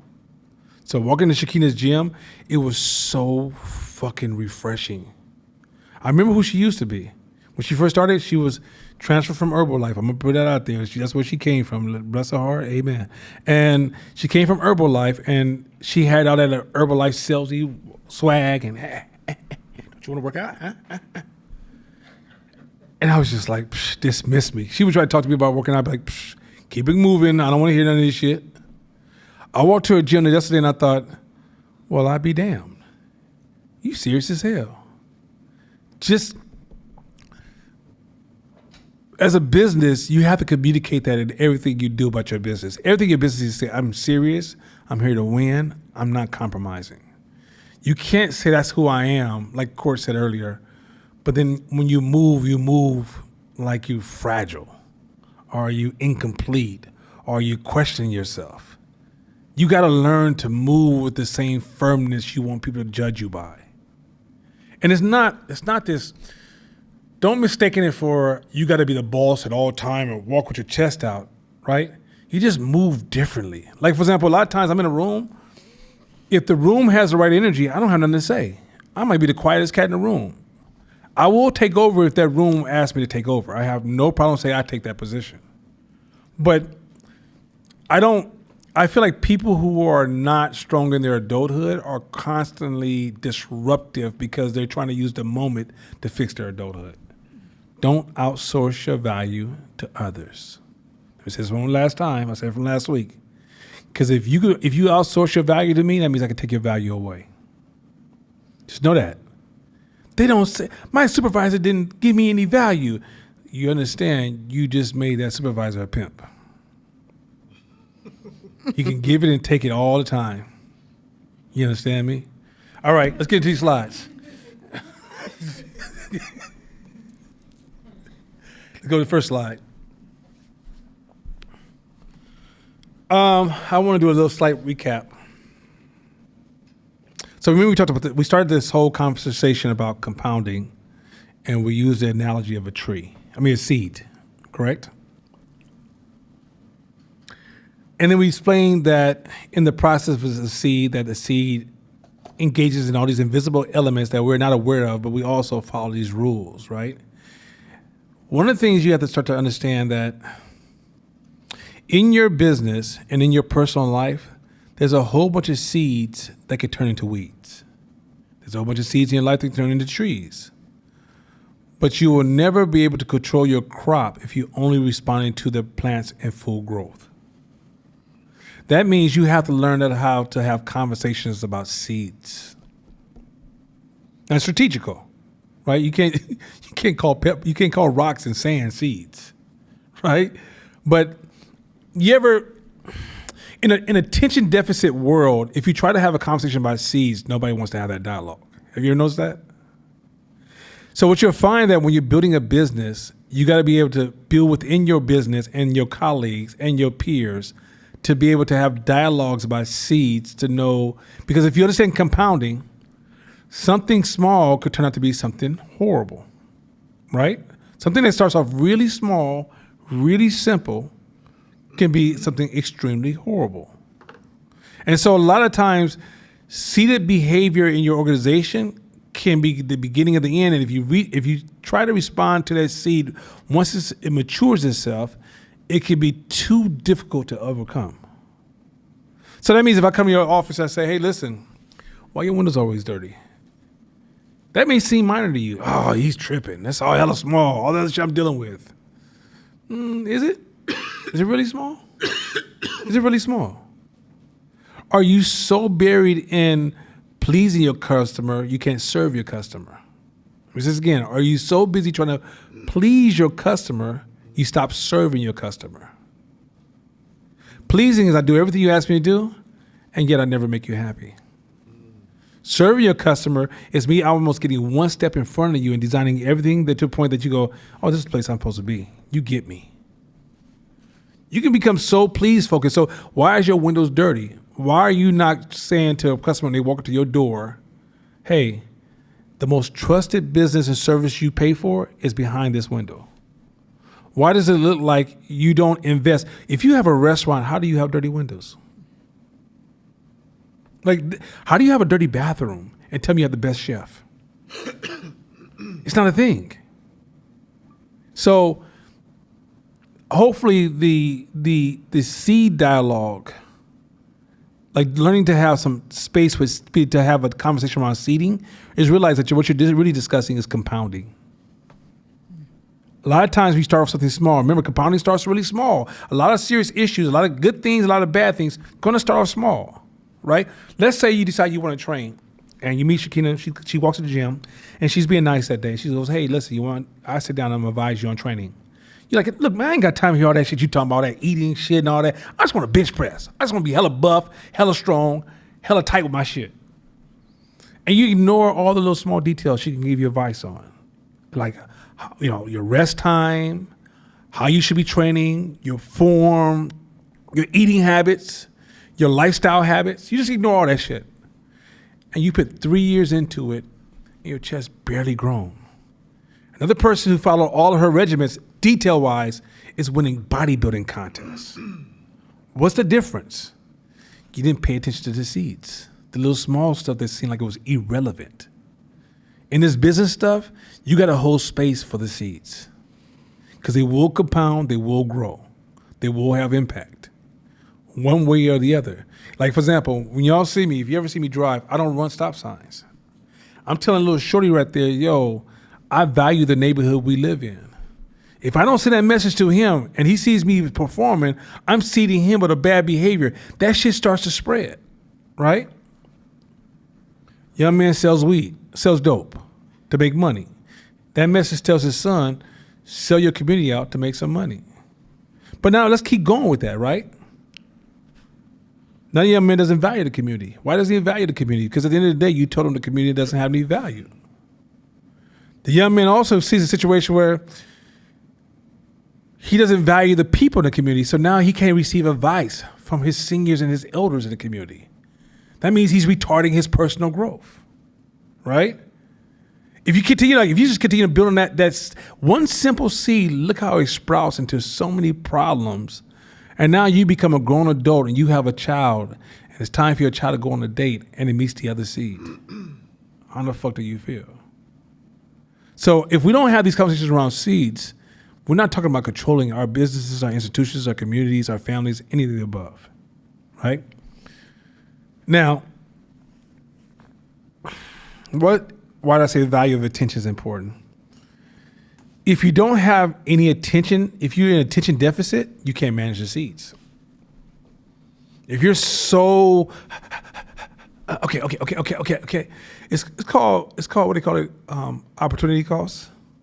That you running around doing so many different things, you spend so much time jumping on all these different opportunities, you never have enough time to invest in the thing that matters the most. So you get no results, right? If your attention is always being grabbed by something, and you're running around all the time, don't be surprised you are a mediocre person. Don't be surprised if there's these things seem like it's always happening to you, they never see where it's coming from. Now, I could tell you it was a seed in your business this whole time, but you couldn't see it because you had attention deficit. You have to protect your attention. Remember time. Remember, if you're from the hood, we value money, time, attention. But if you're building wealth, you got to value time, attention, money. Your attention will always be under threat and is always under attack in this modern day society because a lot of companies, that's how they make their resources. A lot of these companies are making their money off of ads. They're coming for your attention. So if you're trying to run a company, you have to be able to carve and control and manage your attention, right? Now, another point this is all within the context of compounding. These are just things I'm just covering from last week. But I just want to make sure that we double down on these things. Tipping point. Remember, when something starts small, it could be a good idea, but as it grows, it can turn into a bad idea. As something scales, right? At some point, it could change its whole purpose and whole meaning. Don't think that if you let's say you start an idea, start a business, and you say, we want to help young black kids by buying them computers. The first school might be successful. By the time you get to the fifth school, the kids are selling the computers. What happened? It's the principle of scale. Why is this important? Because if you don't understand the principle of scale, there's one thing you must always remember in business. And this is just something I promise, if you can hear my voice, hear me clearly, because this is the most important thing I'm going to say tonight. If you scale anything, understand you have to design it so it will not be gamified. Because human beings by default will gamify any system. I don't care what your moral argument is. I don't know if you guys got a chance to see that podcast I put out about the Russians when they decided to remove all the branding and labeling from their products. Yeah. And they thought it sounded good. Like, I want to give the small man a chance to compete with the big man. So let's just get all the labels off. And if you make bread and Kilpatrick's make bread, I want on the same shelf. But then realizes once it scales, the bread became horrible. Why did the bread become horrible? The reason bread became horrible because if I don't have to put my name on it, then I don't have to be responsible for how the bread tastes. Mm-hmm. So all of a sudden the standards dropped because then profit took over, opportunity cost took over, all these different things took over because human beings gamified the process. Social justice is trash because it may start off in a small one-to-one and it makes sense, but once it scales, people start to gamify the system. So when you build any system that you're going to build, your company or anything you work on, understand once it scales, the first time you do it, please do not become so anecdotal that you continue to reference the first time you actually did it and it worked and think that it still means something once it grows.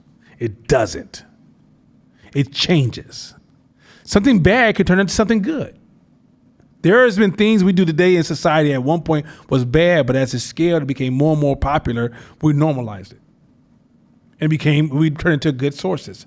So understand that a lot of times when you tell old stories, what we did in the past or what this person said, when you talk in a kind of anecdotal way, when you make anecdotal meaning that you make a reference of, I met this guy and he said, and this is why I know it worked, right?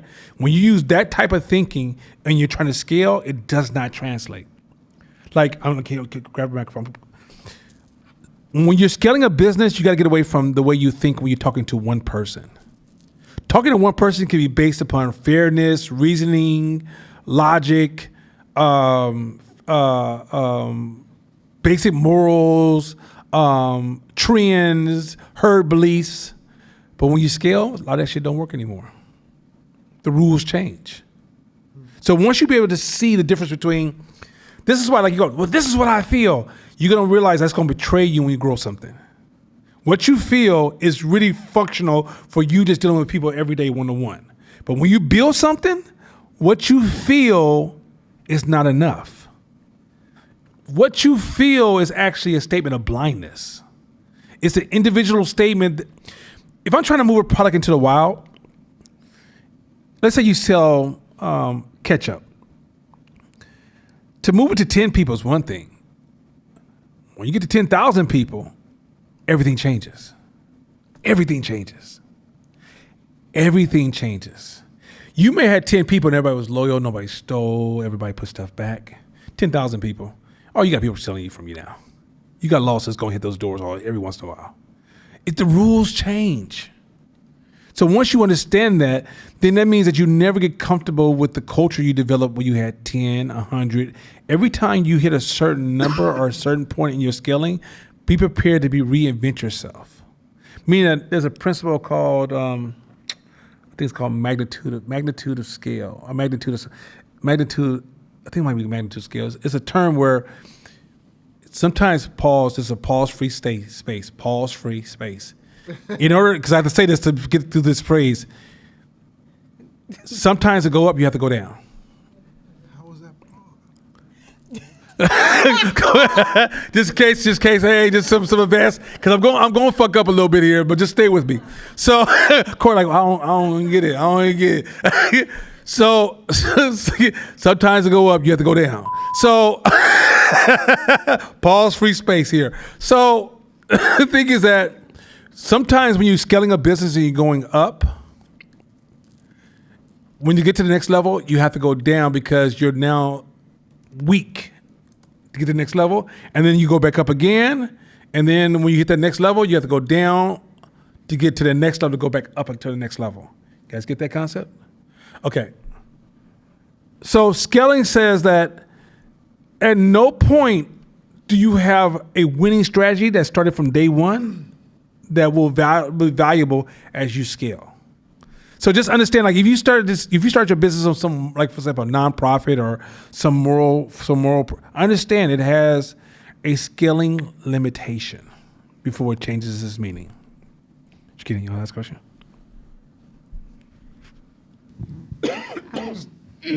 I was just hoping that you could go into a bit more of what you meant about as you scale, you can't make your company gameable. Like, what do you mean by that?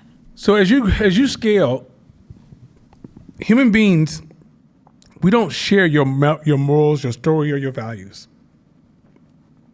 The more people you hire to come to your doors, the more customers you engage with have their own moral stories and motivations for being here, right?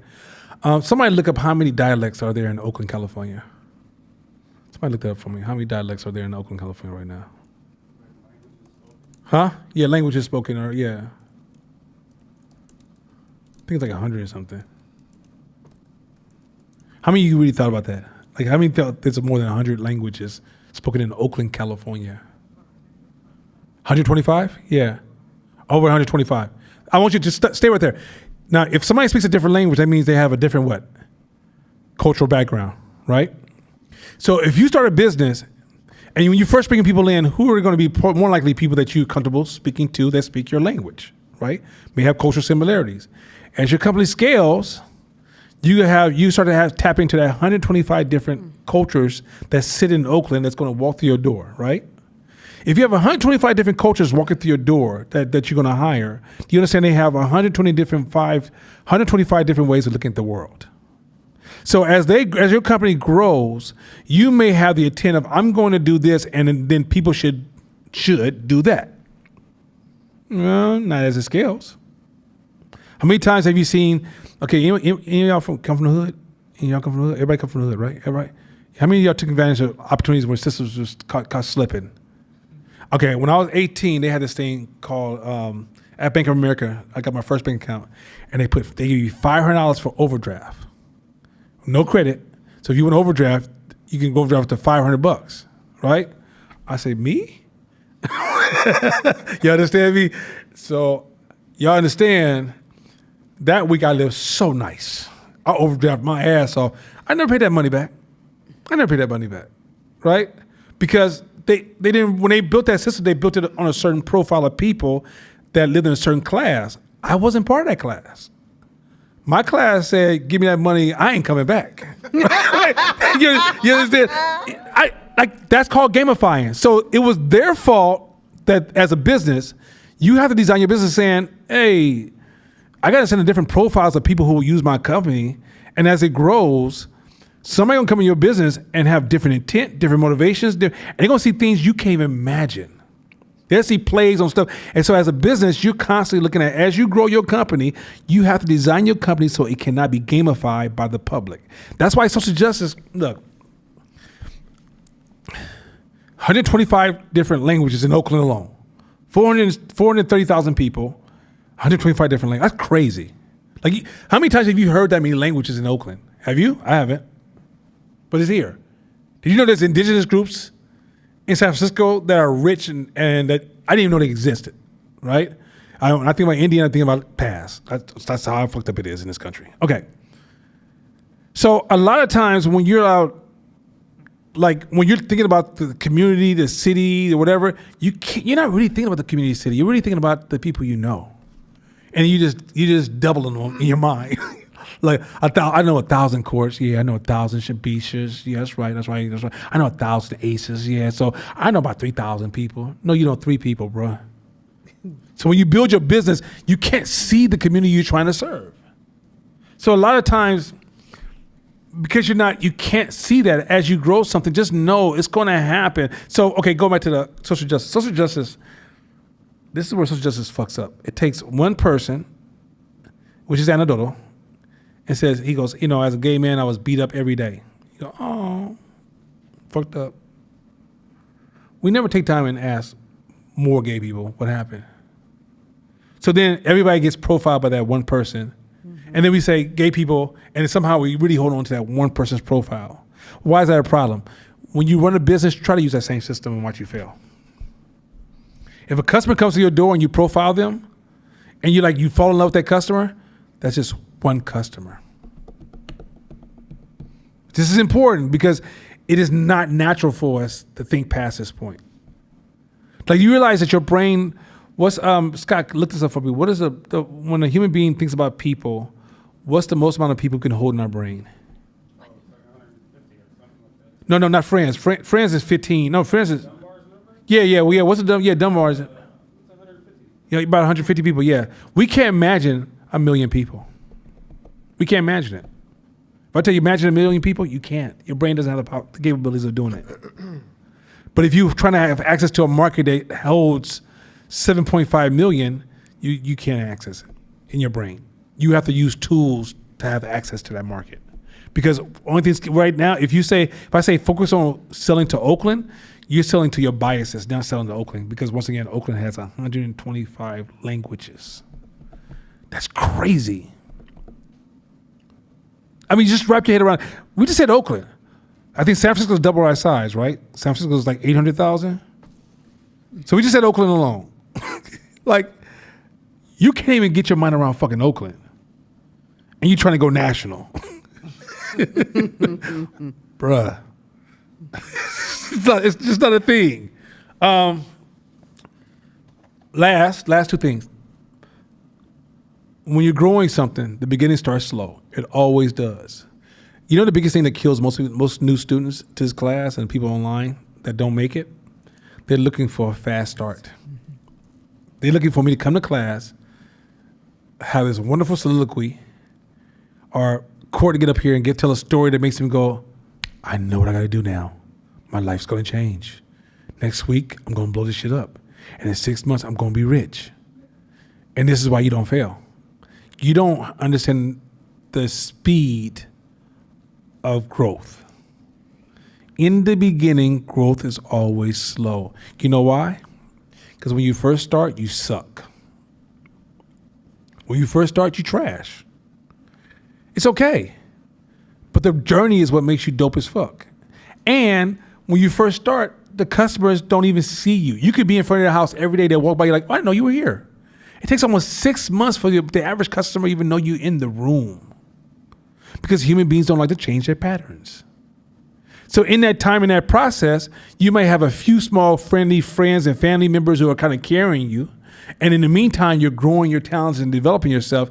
But what you're doing is you're compounding your skills. If you make it past 5 years, you reach a different skill level, as well as you have access to a whole new set of customers. You make it 10 years, the game gets better, right? People don't realize that business growth is a slow process. Well, we become drunken by these get rich overnight schemes or .com. They got all this money funded to them and these things happen. We don't hear all the failure stories. All we hear is a few success stories. And if you put the numbers together, compare them to the rest of the group, it's like 2 or 3% you listen to all the time. You don't listen to 97%. This shit's slow in the beginning. It's slow. It just is. And you don't suck because you poor, you came from the hood, you had a poor education. You suck because that's what human beings, when you first start anything new, you just suck. It is what it is. In your brain, you're going to think you hella tight, right? You have this thing where you're focused on your local competition. You might be the dopest person locally. It's when you decide to climb outside of that arena and access other people, you realize, oh, shit, I'm trash. So the process starts slow. What you usually have a tendency to witness when people are growing is in compounding. As in compounding, things speed up on the back end of the compounding process. So a lot of times you'll see a person in the last like 5 years before they became a billionaire, you'll see them go from million, 20 million, 50 million, a billion. You're like, what the fuck? How the fuck they come up so fast? You didn't see the first 12 years. You didn't see the first 20 years. You saw the last 5 years. Not realizing the shit just starts slow.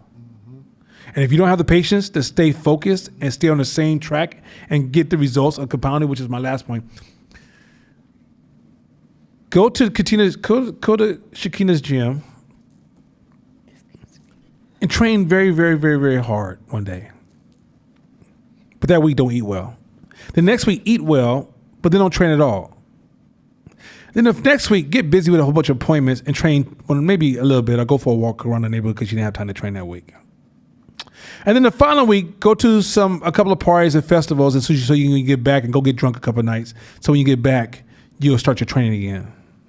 And then when you get back, tell Shakina, you know what, let's train 2 days this week because I got some shit going on the following week. Now, 3 years have passed and you're probably bigger than you were before. Am I lying? Because you didn't allow the compounding effect work. Consistency, rhythm, and time is part, and details are required to achieve your goal. Business, building a house, building your body, building your family, this is the same rules. Raise a child and show up when you have time and see if that child don't tell you was the worst parent ever. Consistency is not an option when you're building something. You don't get to, we're gonna work on this shit, squirrel. Fuck you doing? Like, let me say this too. Learn to protect your personal time that you're using to invest in your building, not your personal time like watching TV. My gym time is like a doctor's appointment. If I'm going to gym at 11, try to call me at 11. I don't give a shit. Listen, now don't get me wrong. You can be flexible. For example, let's say today I had a meeting this morning, so I moved my workout back. I build backup plans. So if I have a real kind of a rigid workout, but if something happens in one of those 6 days, I can shift it to an evening, or I can take the day that I take off and switch it, right? So there's always, I have some option to switch. But I'm very aggressive with telling people don't fuck with my workout time. I'm very extremely aggressive. You know why? Because if you're not aggressive, it's the most easiest thing to give up. First of all, your brain's already telling you don't do it. Your brain telling you, you woke up, you didn't sleep well, God damn it, you ate fried chicken last night, you know how it is, right? You got to say to yourself, I don't really give a fuck about all that. Now, if you're not serious about locking that time in, it's so easy to be like, yeah, I'm going to go, but I got to take care of this. I got to wash my car first, and before you know it's 11 o'clock at night, it's time to go to bed, right? You have to literally carve out time to protect consistency. Consistency is not something that just happens to you. Consistency is something you have to protect. If you don't protect it, you don't have it. Just call it that. I'm going to call it what it is. Stop assuming you have consistency because last time you remember you worked out hella hard. But if somebody was to sit back and look at your schedule, you spotty as hell.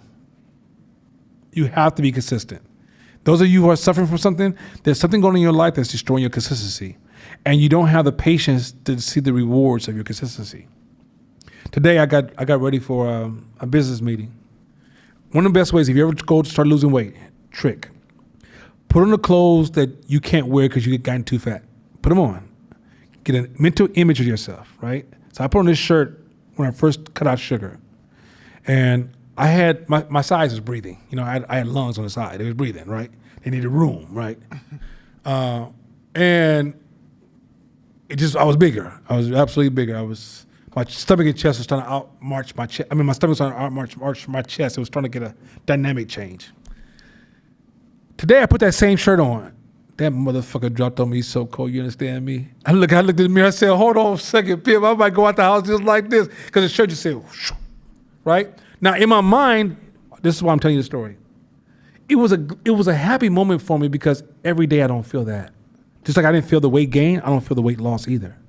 The shirt was a marker to say, hey, your consistency is rewarding you. I wasn't getting daily rewards. That's the key point of this lesson. Some of y'all start to work on shit and look for the world to constantly give you a daily reminder of the hard work you're putting in. You don't get that shit. Like every once in a while, like this week was the first time I ran. So when I first used to run, I had lost, this is for y'all, when you get past 50, about 52 or 53, if you don't use it, you're gonna lose it. I'm just warning you right now. Sit on the couch if you want to. You realize getting out the couch is gonna be hard as a motherfucker. You'll be you're like, what is that noise, right? So, because I made that noise a couple of times right, when I reached my largest size. I was like, what the fuck was that?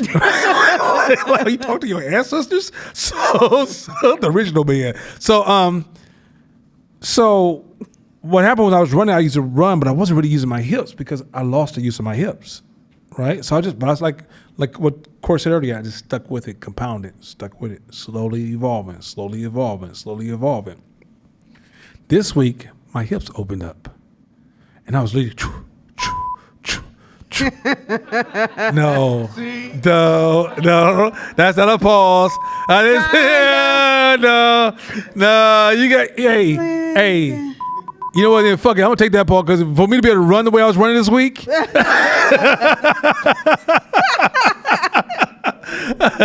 Look, fuck y'all. But the thing was that I hate them cats, man.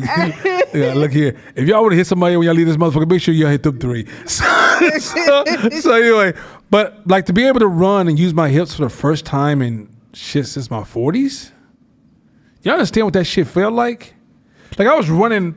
First of all, I wasn't winded because as the weight drops and as I continue to stick with it, I promise you, I hit a new milestone. So that was a reward. But you know how many months I was running that felt like no milestones was going to ever change? There's no daily rewards. There's hella workouts I do. Like today I did a hard-ass workout. That shit was hard. I tried to take an hour and 30-minute workout and make it 45 minutes. So I supersetted everything at top speed and then I didn't compromise on weight. So I'm throwing up all the heavy weights as fast as I can. My body, I look in the mirror, I look the same I looked this morning, right? You got to realize that when you're building something and you hold on to consistency, stop looking for the daily reward. Find markers for you to like, okay, it's working. With your business, okay, it's working, right? Look at your bank account, okay, it's working. But if you think you're going to feel like happy days, oh man, I feel like I made $100,000 this week. I just feel like it. No, you're not going to feel like it. You're just looking at me like, damn, we made $100,000 this week? What the fuck? That's how that shit works. That's real talk. So just kind of give you guys some insight on how this shit works. It's like growth is not a daily reward. And yet, if you don't pay attention to the small details, you can put in a lot of work and get no results. I promise you that. The world is not virtuous. It doesn't give you virtual rewards. Oh, you know what? You're so virtuous. You're so focused. I'm just going to give you something. Championship's going to reward you. You know why? Is this thing called competition. Competition says, fuck you. That's what competition says. Bring a product to this market and let that shit be good and you ain't serving that product well. I will snatch your fucking job from you. That's the game we're in. We don't get there's no HR out here. Look, if you want to underserve, if you bring a new product to Oakland and you don't put the energy and drive to push that product to its peak or put it in a competitive position, competition says it will smash on you. Competition, human says business should be easy. Competition says it can't be. Can't be. If it was easy, everybody would win. Competition makes business hard. Competition makes it where it doesn't give a fuck about your virtues. Build a nonprofit and you're the most virtuous person, but you don't build it right. Don't give a fuck. Be a good politician and care about the public, but don't understand the game. You're the janitor at the city hall. Like, you gotta pay attention to these small details and have enough attention span to know that that's a thing.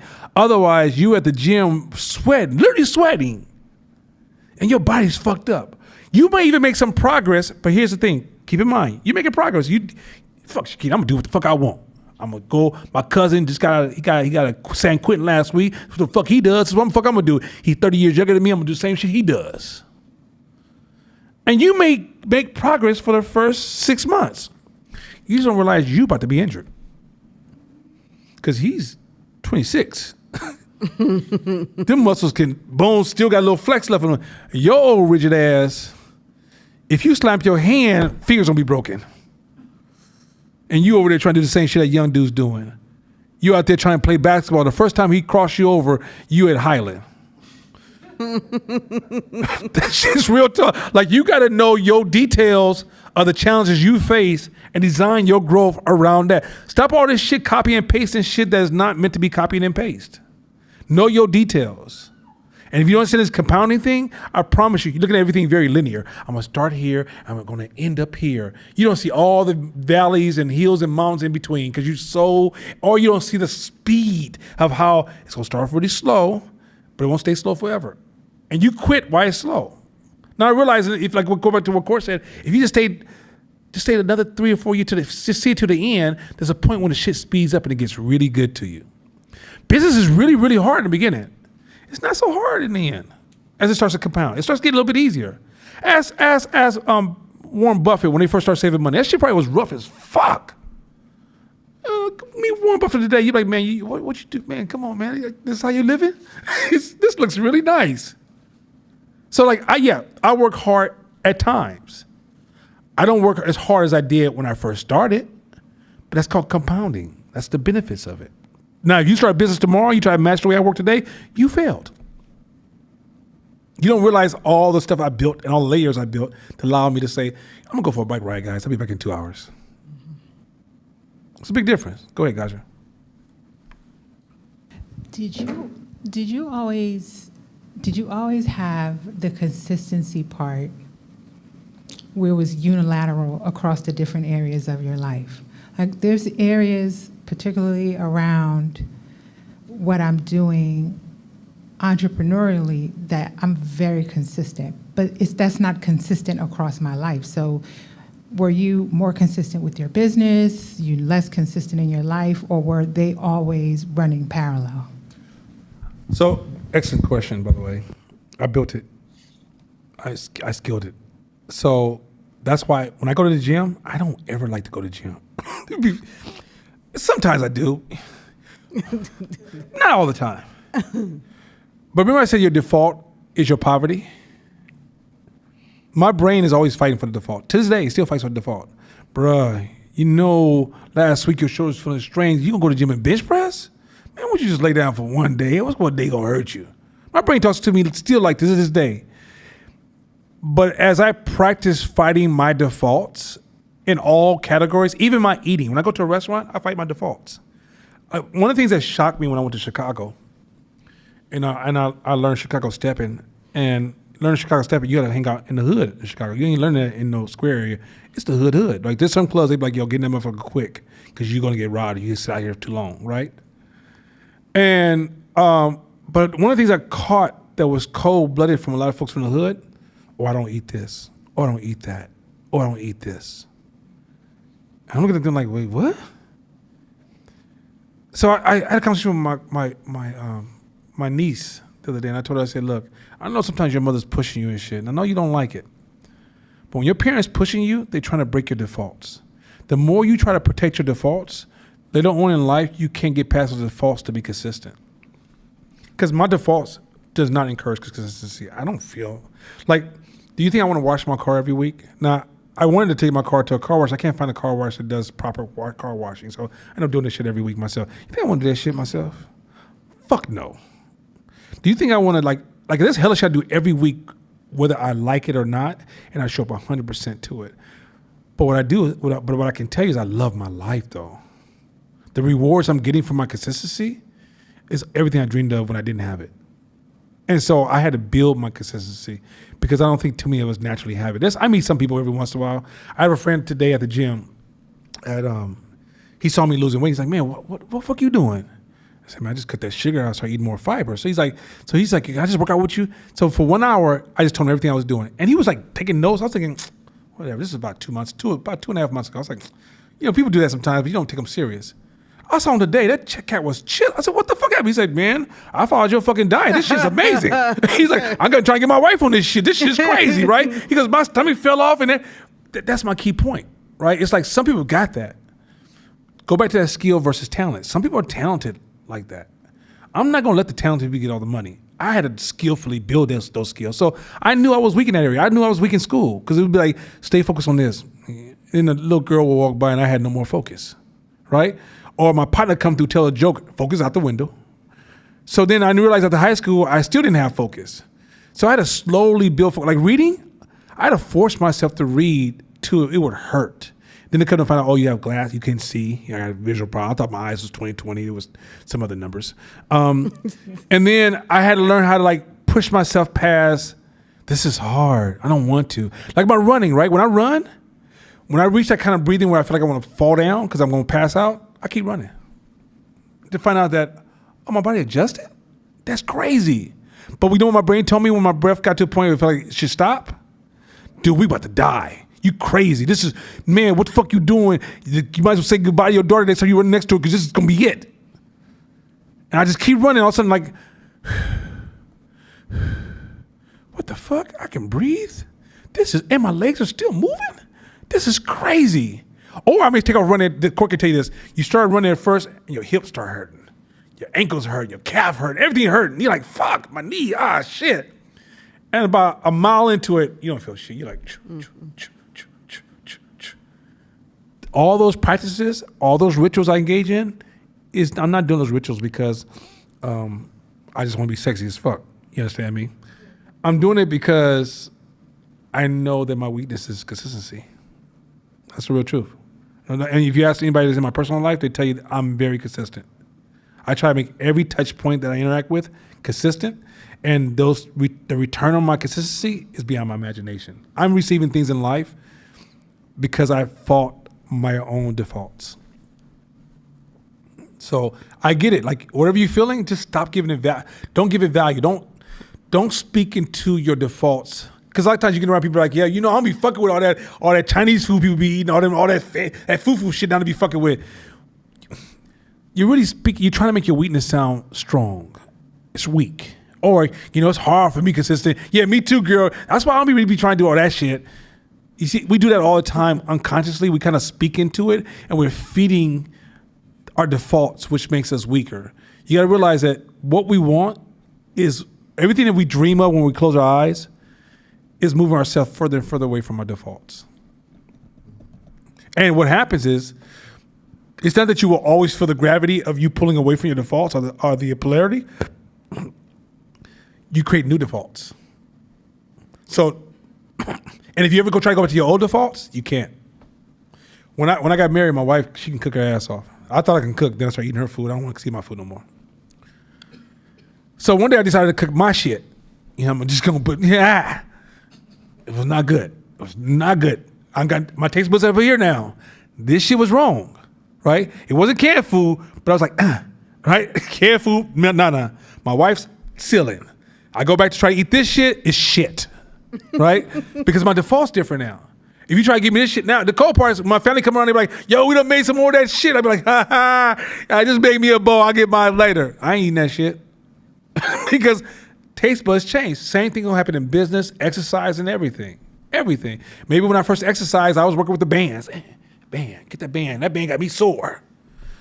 That band got me tired of looking at my arm doing this shit now. This ain't working out for me no more. But I evolved. So just know, if you feel like you're looking down the street and there's a big ass wall, if you just hit that wall enough times, it's gonna break and crack and realize the other wall's far away. You can create new foundations. Before you know it, you'll laugh at the old version of yourself. Next slide. Bisha, now, what I'm about to teach you guys and share with you guys, we're not gonna get through it. We're gonna have like 2 classes to get through this, and we're not gonna get through it tonight. But I can promise you, if you learn how to think like this, Remember I said you cannot see the market. You say, oh, I can see business. You can't see business. You can't see the market. You can't see people. If you care about people, you can't see people. There's so many variations of everything. So there's such thing as black people. There's a diversity of black people. There's no such thing as white people. There's a diversity of white people. There's no such thing as gay people. There's a crazy diversity of gay people. There's no such thing as, so a lot of times when we say these phrases, they're shortcuts. They're heuristic shortcuts. They're not functional. The problem is some of you guys are moving in business with these shortcuts and they don't fucking work. So what I'm about to show you now is something that once you learn this, the news, social media will never be the same to you again. So you got to bear with me and ask questions. If the shit don't make sense, ain't nobody ignorant in this room. Let's take time and be like, yo, that don't make no sense to me. Like my daughter says, I don't get it. like, I tell my daughter something, she's like, I don't get it. All right, Shamisha, you ready? By the way, once again, shout out to Shakina, dope ass GM. Keep doing your damn thing. Let's go.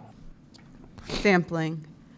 Understanding the influence and importance of sampling is a fundamental key to understanding the world better. So before we get, I don't want to lose anybody on the word sampling. Samples. How many samples are you going to take? How many people you going to count before you say this is what these people believe, right? Sampling is, so somebody says, I believe I have the best product in the city. I'm convinced I have the best product in the city. An investor will say, well, how many samples have you received to know you have the best products in the city? Well, my friends, if you name 20 people and you stop, that investor will close their books and walk out the room. You have no sample size, right? A lot of times you'll find most nonprofits never take sample sizes. Most nonprofits fall victim to their own internal passion and belief systems, their own bubble. They're talking to the choir. No one knows the fuck's really going on. This is why most programs are designed to help black people. If you live off a seminary, you don't see none of those programs. They don't have no sample sizes. Or they have skewed sample sizes. Or they have a bias on who they take the samples from. So sample is actually counting, being very, very clear. Well, that's what 5T Media does. One of the biggest things that we do that we get a lot of money for is we go out and we do insights. We get samples. They might say, we want to help this neighborhood over here. Well, you don't know that neighborhood.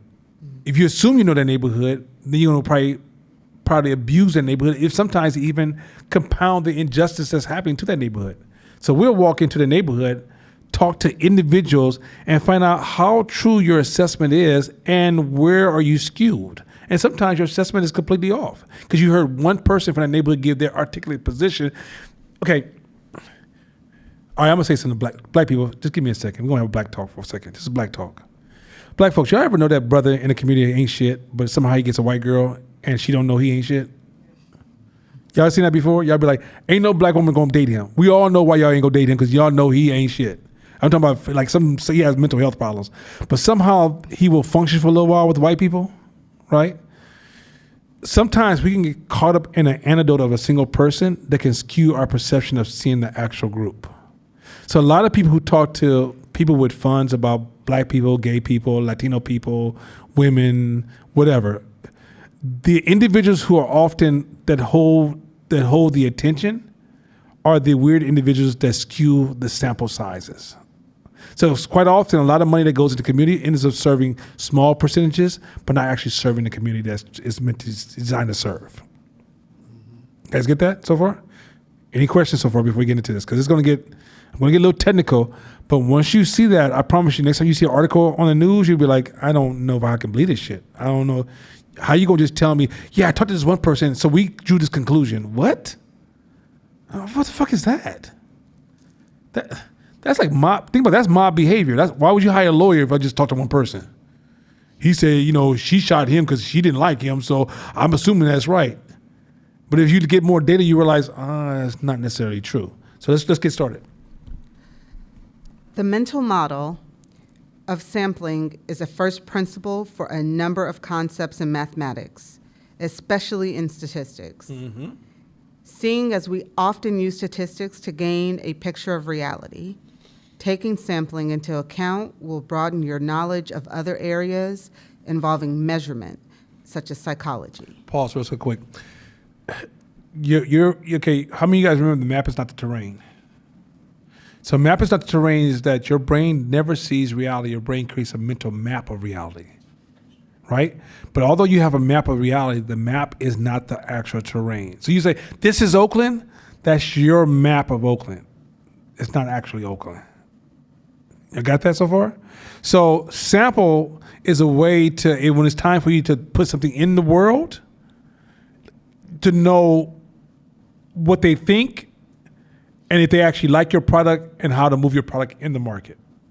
If you don't know this game called sampling, then your ego is driving your strategical plan. This even big companies do make this mistake, where they get millions of dollars to push an idea, but it's not the idea is the problem. The problem is that they don't have enough samples to actually develop a strategy, and the strategy is based upon the smartest person in the room. You guys get that? Okay, keep rolling. It will also help you think about risk and reward while delineating luck from skill. Ooh, go ahead, keep going. When we want to get information about a population, meaning a set of alike people, things, or events, we usually need to look at a sample, meaning a part of the population. Mm-hmm. It is usually not possible or even desirable to consider the entire population. Mm-hmm. So we aim for a sample that represents the whole. We use samples to tell us about the world. The exception is a census, which aims to include everyone, not just a sample. So, what's the first question I ask you if you said if you said, I want to sell water, what's the first question I'm going to ask you in marketing? What do you think the first question I'm going to ask you? Who do you want to sell to? Who are you going to sell it to? That question cannot be answered without sampling. Because when you say who you going to sell it to, if I just ask you a question, you haven't done any sampling, you'd be like, okay, Michael brought my shit, Lisa brought my shit. Young black people who work at corporate America. Oh my God. Oh my God. That's what you just did. You just did a heuristic flip, like, right? You didn't realize, no, that when I ask you who you're going to sell to, that's a process. I mean, this is very clear. I'm trying to give you guys, now this is strategy on how to build some shit. First step, I want to do this. Who have you tested your product in front of? Who have you figured out who's in design your product? There's ways to track who's your market and where they exist and what are their patterns and where they hang out, right? But that process happens through sampling. Now, you're not going to find everybody, but you'll find enough of a movement to say, hey, I'm trying to see some fish in this pond. I want to fish in that pond. As opposed to some of you guys go, she asked me a question. I don't want to sound stupid. It's probably this. Mm-hmm. Not realize when you build the product, it's not even that group. And you spend too much money and time on a good business, focus on the wrong group. A good business focused on the wrong group is a bad business. Mm-hmm. Think about this. If McDonald's focused on me, they're going to lose. Bad idea. I'm not eating that shit. But McDonald's is $1 trillion company. They don't need to focus on me. They didn't know who the fuck they talking to. There's no Ronald McDonald commercial in the world going to make me go buy a Big Mac. You can have that clown dance all goddamn day in front of my house. Be a bad idea, but I suggest he don't do that. But he can do, and I'm not going to buy even a fucking French fry from McDonald's. He's not talking to me. But once McDonald's is clear on who they're talking to, which is often the children, to get the parents to purchase the food. Not even the parents. Not even the parents. McDonald's talk to the kids. They understand that if little Nicky with that cute little smile, Mommy, can I just get one burger, please? Mama gonna take him get a burger and then, fuck it, give me one of them fish sandwiches or some shit too. And before you know it, ching ching, that's who I'm talking to. But you got to be able to play this sample game to figure out what the fuck that is. You guys got that so far? Trust me, I'm trying to get this out of where a lot of us think that we're God. We think our thoughts align with the universe. You don't realize the way your brain works and the way the universe works are opposites. This is why reasoning doesn't work when it comes to scaling. The way your brain works and the way the world really works are opposites. When you think you got the world all understood, that's your brain trying to make sense out of something they can't understand. Your brain falsifies and manipulates and creates patterns when there's no patterns. You know that, right? Your brain tells stories when there really is no story. Your brain creates identity when there's really no identity. You know, Martin Luther King he was one of many. But your brain would never say that. Feels kind of sacrilegious or some shit like this. So because your brain doesn't align with that, if you don't learn these tools I'm going to teach you, then a lot of times what's going to betray you is not the outside world. It's not white supremacy. It's not folks hating on you. It's not your baby mama. It's not that girl that you didn't go out with because she wasn't that cute anyway. It's none of that. Personal. It comes down to had a moment I got lost. It comes down to your own brain is betraying you. There's no outside force. Mathematically, it's impossible for any group in current day society with current economic system for any group to stop your wealth growth, your growth of wealth. It's impossible. It's impossible. It's absolutely impossible. So if you believe white people can stop you, you're stopped. Now, does things start slower for you and you don't get the boost from your parents' inheritance? That's true. That's true. Systemic racism still exists. Yeah, that's true. But systemic racism is an obstacle. It's not an ending point. Right? You're going to have more hills in front of you. But also with the friction comes greatness. Next slide.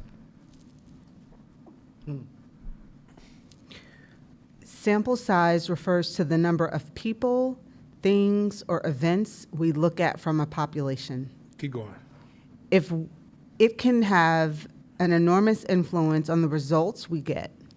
According to the law of large numbers, the larger the sample size, the more the results obtained will converge with the true value. For instance, the likelihood of getting any of the numbers from 1 to 6 when you roll a fair die is 1 in 6. If you roll a die 6 times, it would be unusual for each number to show up once. If you roll it 600 times, the frequency of each number would be closer to 1 in 6, and even closer if you roll it 6,000 times. Do you guys get that point?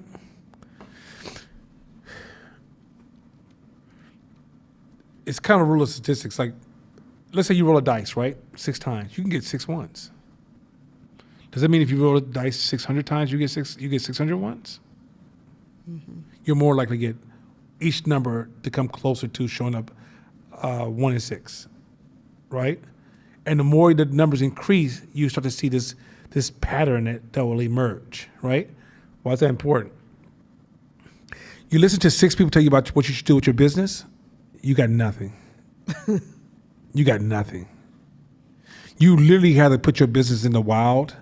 Remember I taught a class 2 years ago. I said, hey, here's my first advice for you. Go sell some shit. Go sell some shit. Fuck all these words you guys are using, fuck all that packaging. Go sell some shit. You know what I'm trying to get you to do? Go get a large enough sample size to develop a strategy. When you at home thinking about your business, you have nothing. I don't give a fuck how smart you are, how many books you read, you ain't got shit. You got to put yourself out there. So that first 5 years your business is not growing, you know you're building your sample size to actually help you design your product correctly to actually compete in the market. Because when you first start, you don't have nothing. You may have 10 people who buy you. You can go to a festival. First of all, let me say something about festivals. I'm going to say it, and fuck it. Y'all get sensitive. Just turn off the phone. I'll turn off your goddamn TV. Listen. Also, too, my job is to make you uncomfortable. I'm not here to make, I'm not massaging motherfuckers. Like, if I'm making you happy all the time, you ain't learning shit. When you learn, you have to feel uncomfortable. If you feel comfortable when you sit in class, that means I ain't taught you shit, right? If you go to a festival and sell your shit, danger. Did y'all hear me? If you go to a festival and put your product in the festival, like a food festival, music festival, Essence is a festival, you're in danger. You said, why? Because you have distorted samples. Selling your product, first of all, most businesses that are in festivals are not good businesses. Most businesses that are not in festivals are not good businesses. Meaning that if you took that business and you put them in a brick and mortar, would people in the community support that business? Probably not. They're probably outpriced, poor marketing, poorly positioned. I can go down the word poor for so goddamn long, it's gonna seem like I'm talking about poorness all day, right? So if you're around a whole bunch of poor businesses, guess what's gonna happen? Because you're a human being, you're gonna adopt poor practices. Then you get poor feedback for your sample sizes because guess what? It's like buying candy at the movie theater. You buy some of that shit because you're at the movie theater and you got no other choice. So when you go to a festival, you buy the shit and you spend this extra. You might, if you drink beer, you might spend $15 for a glass of beer because where else are you gonna go? You stuck at the festival. But when there's a store around the corner that sells the same beer for $3, your $15 beer is dead in the water, right? So a lot of these festivals and events, when you're a new business, are dangerous. Do you hear what I just said? Unless you understand business and you know how to go there and design the proper sample size and understand how to use them correctly. But if you go there to make money at a festival or an event, they're dangerous. Because you won't learn how to scale your business because you're not getting proper samples. Are you getting sample distortions? It's just so, I promise you. You guys see it all the time when somebody posts something on the internet and mama, auntie, cousins, and friends and old schoolmates, I'm so proud of you, oh my God, I knew you was gonna make it. And you look at it like, this is trash. That's poor samples. Can you exist outside of that sample of these places that almost curate your sampling? And that happens within the first 5-6 years, unless you end up spending a lot of time in these festivals or in certain environments. That's why I didn't like the fucking these entrepreneur training programs where they give you $10,000 at the end of 2 months, or 3 months, or a month, or 3 weeks, or 5 weeks. And the reason I didn't like those fucking programs because they're going to distort your relationship to sampling. They're almost convince you you're doing something right. You're not. You're still trash. It's okay. Everybody starts, I was trash. Man, if I show you some shit I was doing in the beginning, you guys would be like, oh my Lord, why? Why did you do that? I didn't have no samples. I was in my head, if I just do this shit right here, they're gonna do this, flip this, they're gonna love me, so I'm gonna just put this on the market, I'm gonna blow up. My partners brought that shit. That's all they brought it. And I kept saying, why can't I get this other market? And when I started trying to blame other people, I was also holding myself back, right? When I started taking radical responsibility, so if something's happened to me, what am I doing to cause this? And when I started realizing, oh, I'm listening to my family and friends. I go to New York with my shit, got checked. They literally told me, you trash, get the fuck up out of here. And guess what? I went back home and fixed my shit. I got a better sample. So sampling, trying to get an idea how to design something for a market, for customers, for events, for community, for activism, whatever it is, you need samples. How many times have psychologists told black people something's wrong with their kids? Have you ever asked them for samples? Mm-hmm. If you were to ask for samples, you realize this psychologist is experimenting on your fucking kid. Straight up. Mm-hmm. They literally gonna try some new shit with your kid and make your child a study case. Partner. Hey, I had somebody try to sell me a marketing package, like marketing, social media, all this packaging shit. I said, you know what? Devil. This is what I'll do. I'll give you two options. I said, if you want to charge me $5,000, how about you do it for free? And if it works, I'll give you 10. Shit, I'll take that one. I said, or if you don't want to do that one, all these customers you talked about that you helped make $1 million, can you give me their phone number so let me call them? Fair. And he's like, yeah, I'll do that. I'll get back to you. Never. That was 2 weeks ago. Yeah, he's on his boat back to Africa. No, that sampling game is cold. It's cold. Once you guys learn the sampling game, a lot of times you guys hear articles on the news, ask yourself, what's the sample size? Mm-hmm. You know, black people, they believe in, or, gay community feels, oh, wait a minute, you talk to two people, where's the rest of them? Right? Trans community hates Dave Chappelle. How many did you sample? Are you talking about these two? Are you now, or are you pushing a narrative to make the gay community hate Dave Chappelle? You see where I'm going with this? Once you understand the sample game, you realize a lot of people are abusing you because you don't see the number game. Once you see the number game, you realize if you can't show me a certain size of number, you ever heard somebody go, "Oh man, that market is already sold up. You starting too late. It's already sold up." You don't know if you don't know samples. That's kind of what you said last week, right? When you don't see sample sizes, that feels real because what you're living in the shadow of their light. You're like, oh my God, they're doing all these amazing things. There's no reason in the world for me to get to this world, right? But if you know the sample size, you'll realize, well, what's the percentage mark you got? You got 0.0007. Man, do your fucking thing. I'm over here. Some of y'all start a new business. I can't share with nobody, because if I share, they're going to steal my business. Bro, if you know the sample size, trust me, you need that competition, bro. Give it to them. It's like once you understand the numbers you're playing with, I just told you, Bay Area alone, 7.5 million. Between Oakland, Berkeley, Emeryville, and San Leandro, and Castro Valley, that is 1 million people. If you had 0.01% of them fucking with you, you rich. 0.01. Or just the Bay Area. We ain't talking about the United States, just the Bay Area. We're not even talking about San Francisco. We're not talking about over any of those bridges. We ain't talking about San Jose, one of the richest places in the world. I'm trying to explain to you like black people. Our perception of samples is so fucked up that we're still dealing with the samples of Jim Crow in our minds.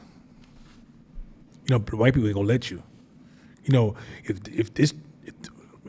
Pause. Forget the language. I'm about to use a harsh language I don't never use. If that nigga get ahead, the rest of us can't get ahead either. If he gets in that position, he need to protect it because it's hard for us to get up there. The sample says, what the fuck are you talking about? The math ain't mathing. There is 54% of the United States is either mod or liberal, right? Central or liberal, right? So you divide 350 by 54%. I would argue that maybe over 50% of conservatives will spend money with you, black as you are. Now you only worried about 100 million people that don't like you, and you not, or let's say you're worried about 50 million people that don't like you, and you won't fuck with the other 300 million? Fuck the 50 million. Fuck this 300 million, and fuck the 50 million. like, you see what I'm going with this? Like, once you see these numbers, you realize you're going to run across 50 million people here and there. I don't like you, Nana. I feel you. Anyway, so I was saying, who gives a fuck? But some of y'all get just snagged like it's a spider web and you can't move because the 50 million got you just sold up. And all your time and attention money is focused on the 50 million. Y'all even marching against them motherfuckers. Do you realize as you grow, that's going to start to leak and be down to 10 million, 2 million. They don't like you because maybe at the time the story they telling themselves. But what about the 300 million that does fuck with you? And with the 300 million that's fucking with you, nobody owns those 300 million. I don't think there's a business on this earth that owns 300 million people in the United States. Apple had its biggest campaign before under Steve Jobs. They was only shooting for 1 million people. 1 million people. Nobody really shoots for 300 million people. Television don't get nothing gets 300 million people anymore. You get 10 million people, what the fuck are you doing? So, once you guys understand this number game, you realize, once you learn this sampling game, you realize it'll help you pass your traumatic limitations that come from slavery, Jim Crow, and the crack era. It's not real. How many of you guys got white clients? Shit, look here. Trust me, keep performing. I got white clients, Asian clients, Latino clients. I got everything. I got the white gay community fuck with us, and I think cash us out almost 1.5. Like, we work with all these communities. They fuck with me. As long as you serve them in a context that benefits what they believe in or what they're trying to achieve. It's what happens. Sometimes you guys don't really learn how to serve yet. Many of you guys are trying to provide but not serve. Big difference. Provide is, I want to give you water. I think you need water. I'm selling you water. Serve is, what do you like to drink? I'll make sure you have that. It's a big difference. All right, next slide. We're almost done. Sampling gives you an idea of the possible values in your data set. The law of large numbers helps identify the probability of any of those values occurring. So when you're trying to assume what could happen in your, so this is a person, when you scale, if you don't understand sampling, you're dead. You're gonna die. Sampling kind of gives you an idea of what are the possible moves to make as you get larger and larger and larger, because you can't feel it anymore. You can't see it. Like if Court gets to the point that he hits $1 billion, he can't see his market. He can't. Let's just cut it out. So he has to rely upon all these data sources to help him make decisions. And he even has processes where he looks at a decision, he tests the idea, and after he tests the idea, he grows the idea into the market. This is why the small person, but that also creates an advantage for small businesses. Because small businesses, you can actually have direct contact with a portion of the market that Court cannot see because he's too big. And you can use that small portion of the market to grow your business to a certain size to eventually be able to compete with Court. This is a great angle for black people to jump into real business. We keep watching, what's the pimp rule? Get out of another man's pocket, right? We keep watching white boys who have generational resources. And we keep trying to copy and paste their business methodologies. What we don't realize is that we have hella opportunities because we have access to a lot of communities that are not being served by nobody. No one sees them. They're multi-million-dollar industries that no one ever fucking sees. That we can take advantage of those communities all the time. And we don't see them. We skip over them just like white people skip over them because we don't realize, or we'll say, oh, Nike's going to take care of them. There's a whole black community that Nike don't even see. There's a whole black community that Adidas don't see. Puma doesn't see. Court comes in and goes, oh, I see him. So one day we're looking around and go, damn, Court's a billionaire. And by the time, and mind you, Nike already knows they can't see that community because they don't have the resources because they got to serve this community here. So a lot of times you don't realize that scaling creates an advantage, but it creates a disadvantage because you can't serve everybody. And that disadvantage allows you an opportunity to grow as a small business. Is that code? Mm-hmm. So no company can lock everything down. It's not possible. As you get to a certain size, you can't see everybody, you can't serve everybody. And so there's people you can see every day that you, in your day-to-day route, you're like, ain't nobody be fucking with these people right here. I'm going to fuck with them. Bam. Got it. Think about, okay, there were people that came out of this class that started selling sauces, right? Somebody told them to go to the prestige market, sell like, say a product was regularly $3 for 6 ounces. And then they went to a program. The program says, no, sell it for $12. Right? They're missing their fucking opportunities. The market that can help you gain momentum is right here. Would they spend that kind of money for that? No. Did you design it for them? No. And also, too, when you design your product at $12, that's regularly, say, $3, you're not going to be able to handle any downturns, market downturns. Because when you have market downturns, go to all your favorite restaurants and look at all the deals they got on the menu now. We're in a downtown market. So everybody's like, oh, you want a pizza? We give you 2 for this price here now. Now, when the markets are up, there's a line here. And if you really want to, you can book some time. Maybe you can get your pizza by next week or something. I don't know. That's so also, too, once you can penetrate a certain market, that market, from getting sample size from the market, will help you polish your product, grow a profit, and then position yourself to expand and grow and eventually compete. Or the big guy buys you up and you still win. The big guy comes to you and say, hey, let me get that for about $2 billion because you're too much of a threat. Let's go. Mm-hmm. Man, if you don't take that $2 billion and say goodbye, I'll say goodbye in about 744 different languages. I'll write them all down. Sayonara, adios amigos. I'll be on this motherfucker so fast. Now I'm out. Next slide. As a rule of thumb, more measurements mean more accurate results, all else being equal. Small sample sizes can produce skewed results. If your sample for assessing the color of swans is the white birds in your neighborhood pond, you might deduce all swans are white. But if you looked at a larger sample of swans from different places, you discover some are black. Pause. That's so much fire. A lot of your perceptions of the world is based upon a biased sample. Even you think this is what people like in this industry. Let's say Court said, yeah, people who play basketball, they like this. That's based upon the pond you're playing in. Once you start to play in larger ponds, you're going to realize things start to skew. All kind of new rules are invented. All things. Let's say he took his business to Africa. All the rules could change. Let's say you make it to China. You have a whole different business model that's being funded by this business model that have no similarities to the model you have in America because you're playing in a different pond. Once you decide to play in a different pond, let's say you build a product that the white community likes, or if you're a man, women like, if you're a woman, men like, you do understand you're no longer qualified to shoot from the gut. I just think this is what they want. Okay. I think pantyhose was created by what? A man, right? You think he had the ability to be like, yeah, I think they need that silky feel. I mean, he might, hey, he might be like, he might be hanging out with Puffy. Point is this, is that, there's just no way to do it. Hey, well, it's too soon. Okay, let's keep going.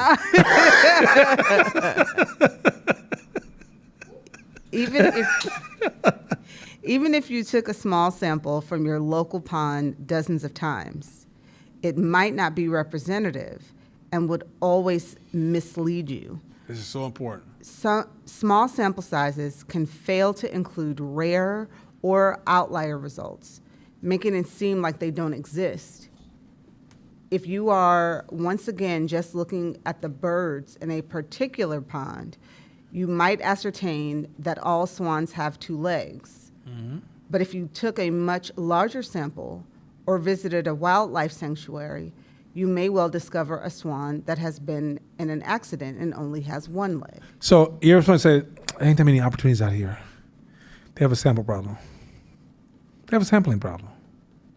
Do you realize how many of our thoughts are limitations of our opportunities that we think we can achieve is based upon sample problems?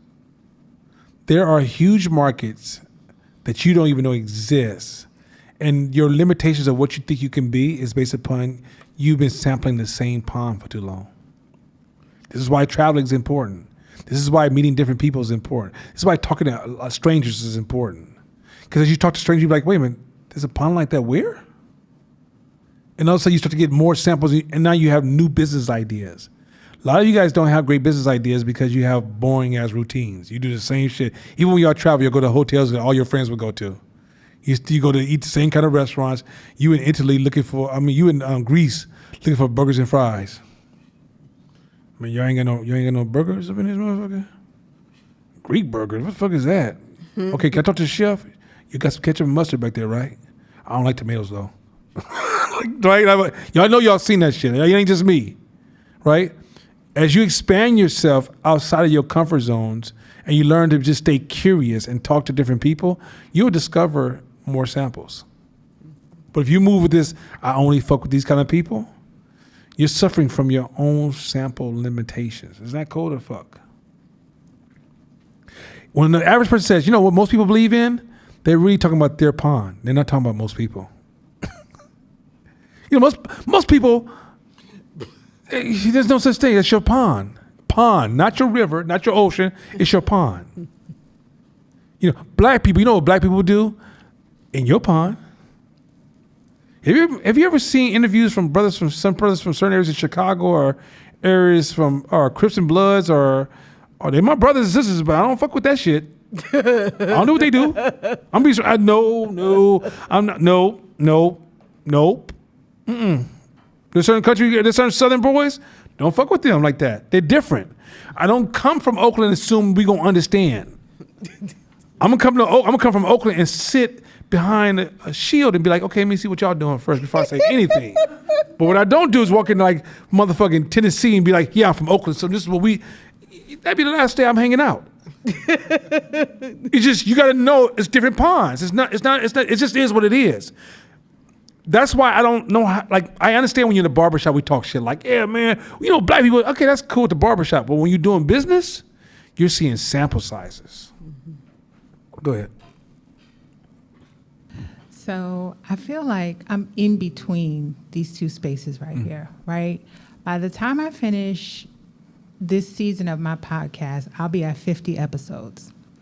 And I feel like do not come back for another podcast season if you have not made some visible, tangible changes that the listening audience can see, right? So thinking about what you taught a few classes back about inertia. But I know that relatively speaking, I'm still working with a small sample size. So if I make changes, the changes could be based on a skewed result. So I feel like I'm in between, don't let it get stale, but do you have a big enough sample size to know what to change? Okay, so I'm going to give you a reply that's going to apply to your kind of business. You're in a business of subscribers, not eyeballs. Now, eyeballs, it depends. If you're getting paid for advertisement, then you're into eyeballs. That's a different business model. You're into subscribers. One of the ways you can expand to a larger sample size by being a subscription business is focus on maximizing your servitude with the people you currently have. And they will teach you how to, they will become disciples and recruit to this subscription-based idea that you're driving. And people like us do stuff like this. That's what you become, right? But it's really about you really diving in and getting sample data from who you're serving and really maximize, because you're really if you told me you were like just an eyeball, like you just try and get millions of people just subscribing and you're really going to just get paid by, like how you getting paid, I think it really dictates this. If you're getting paid by algorithms and stuff like this, that's different. Then it's a different model. But if you're getting paid by these people who subscribe, you get them to, they subscribe to you like a newspaper, or they engage in a way that say they're buying your products, or they going to certain events, or you become this connected circle to them, then the way you can grow with that particular market is you pour into that. Now, as you start to expand, if you start to scale past a certain point, because this is your early stages. Let's say you're in your 5th year and you just hit New York. People start picking up in New York. You don't have to go out to New York and learn that market. Don't assume what you know in the California that you've been serving. As you expand, you have to expand your sampling technique. But in your early stages, the way you want to master your sampling is just continue to listen to people who are tapping into your services that can grow your maturity. So to grow into sampling, because you won't have access, just be realistic, you won't have access to everybody. You want to read other articles, you want to read what other people are doing, other trends, so it can kind of give you clues on things you can change and try and test with your community. But because you're kind of building a specialty community, just really double down on, instead of focusing on getting the next customer and underserving the ones you have, really double down on the people you're serving and like become a master at serving those individuals, and that will qualify you to serve a larger sample size. And then as you start to scale, you want to get your sampling, you want to improve your samples game down by listening. Now, while you're going through that process of serving, and if you're serving me, that means you're trying to figure out what I need before I ask you what I need it, right? That means you got to go out and listen to people in your world, in your industry, and see who's doing it better, and keep testing certain things. And some people are saying, how do you know we need these things? That's your ownership as a business owner, right? But to assume that you're going to have access to all these competitive data in the beginning, you won't. You really have to just double down on who you're serving, and then stay curious and listen to like people in your industry and find different techniques and use that small group to test. And then as you start to grow, you have to change your sampling techniques. But at this stage of your game, double down on who you have. Yeah. Okay. Did we finish this? Slide? Mm-hmm. Okay, one last slide. We're going on. All right, this last one. One area where sampling is especially salient is in scientific studies of people, in which case the sample size is the number of participants. The larger the sample, the lower the margin of error, and the higher the sampling confidence level, meaning the more probable it is the results will generalize to the whole population. So Samsung downloaded the new 6.1.1 software for Samsung phones.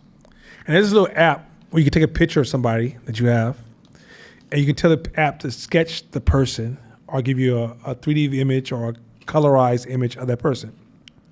So the guy who did it online, him and his European favorite, he wasn't necessarily European favorite features, and his daughter, they drew pictures of him, his daughter. I was like, oh, that's pretty close. So I pulled a picture of my daughter and me up.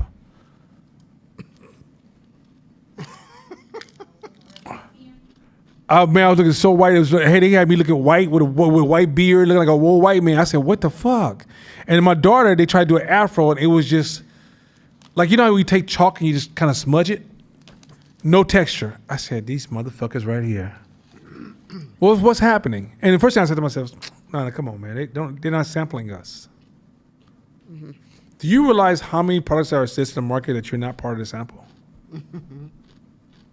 There's a lot of companies, even behavior science and psychology, they're not sampling black people. They take white kids and weird people. I'm not exaggerating when I say this. This is documented. Weird people and white kids, middle-class white kids, they sample them, and then they go to the black community and go, hey, this is good for you. Do you know a lot of medicine is not sampled with black bodies? Yeah. That's why we're having all these weird-ass problems, right? Yeah. like there's a lot of shit. Now, this could sound like this sounds like I'm getting militant, but I'm actually talking opportunities. No one sees us, bro. A lot of people don't see the Latino community. They don't see the real deeper Asian community. They see the corporate version of all of our communities. They don't see the actual substance. For example, when you think about the Chinese community, if you actually got a chance to go inside the community, you realize, God damn, it's an ecosystem of complexity, right? Just the Asian community, period. Complexity in the ecosystem is not simple. It's not simple. Most systems and programs that come out, they don't see you. So a lot of times when they pull in this data, it's a very narrow source. This is why I wasn't crazy at COVID when the scientists say it. I'm like, they're victims of limited samples. What the fuck are you talking about? I don't know what the fuck this means. Do you know why we die so much from COVID? You know it wasn't genetic, right? It wasn't genetic. Why black people was dying from COVID? Because economically, how we were sitting in this society, we were so economically impoverished, and our eating habits were so bad, and our lifestyles were so bad. It gave COVID. We were almost a perfect sample for COVID to do the most damage on. It wasn't because of our genetic position. And what COVID was exposing was the economic disparity between black people and America. But here's the thing. Funny part is this. We think white people are rich. Only a small portion of white people are rich. Once you learn your sample size, you realize, oh, white people got money and they're privileged. You got a lot of poor white people walking around talking about they're privileged. They're about as broke as you are. Mm-hmm. Yeah, as a privileged white person. Hell, are you broke? Right? But you don't know that because you don't see samples. When you see samples, you realize white people are just white people. Asian people are just Asian people. There's class differences, there's cultural differences, but this whole idea of black being inferior and white people having this high level of superiority, once you start to see sample sizes, you realize this is a cold game that they're playing on a brain that can't process it. Mm-hmm. You really don't have as many disadvantages as you think you have. You really don't. You have more advantages whether you know it or not, but if you keep playing this social justice game, economically you're going to lose. You won't see that. Here's a community that most companies don't know how to look at you. They know you're a $1.1 trillion spending a year black community, and they don't know how to access you. You live in this motherfucker every day, and you ain't figuring out how to access us? You tripping. Black people got more startup money for you than anybody else in the world. Okay, Nana 510 Media has made most of his money on the backs of black women. You say, what do you mean? Do you know who put me in those corporate positions? Black women. You know who protected me? So okay, let me give you some insight. When you get a contract with a company, stop treating a company like it's B2C, it's B2B. B2B means that if let's say I go to get Corey's in charge of hiring me, right? Yeah, have you guys ever worked in corporate America and realized how diverse their behavior is? There's some weird motherfuckers up in there that got in high positions, right? There's some dumb motherfuckers in there, but they got good degree, they have a nice degree, but they just, you're like, why? Why are you a manager? Why are you a director? Why are you the president? Like, you're retarded. Paul, excuse me for those who get sensitive. Yeah. I ain't got the alternative word. I'm from a different generation. I work on alternative word. Anyway, slow. Okay, it's low. And you say, what the fuck? How are they there? But that might be the person you're working with. You guys don't realize that. Or let's say you got a two-faced person who just kind of like flip-flops and just jumps on opportunities. And they just signed the contract with you.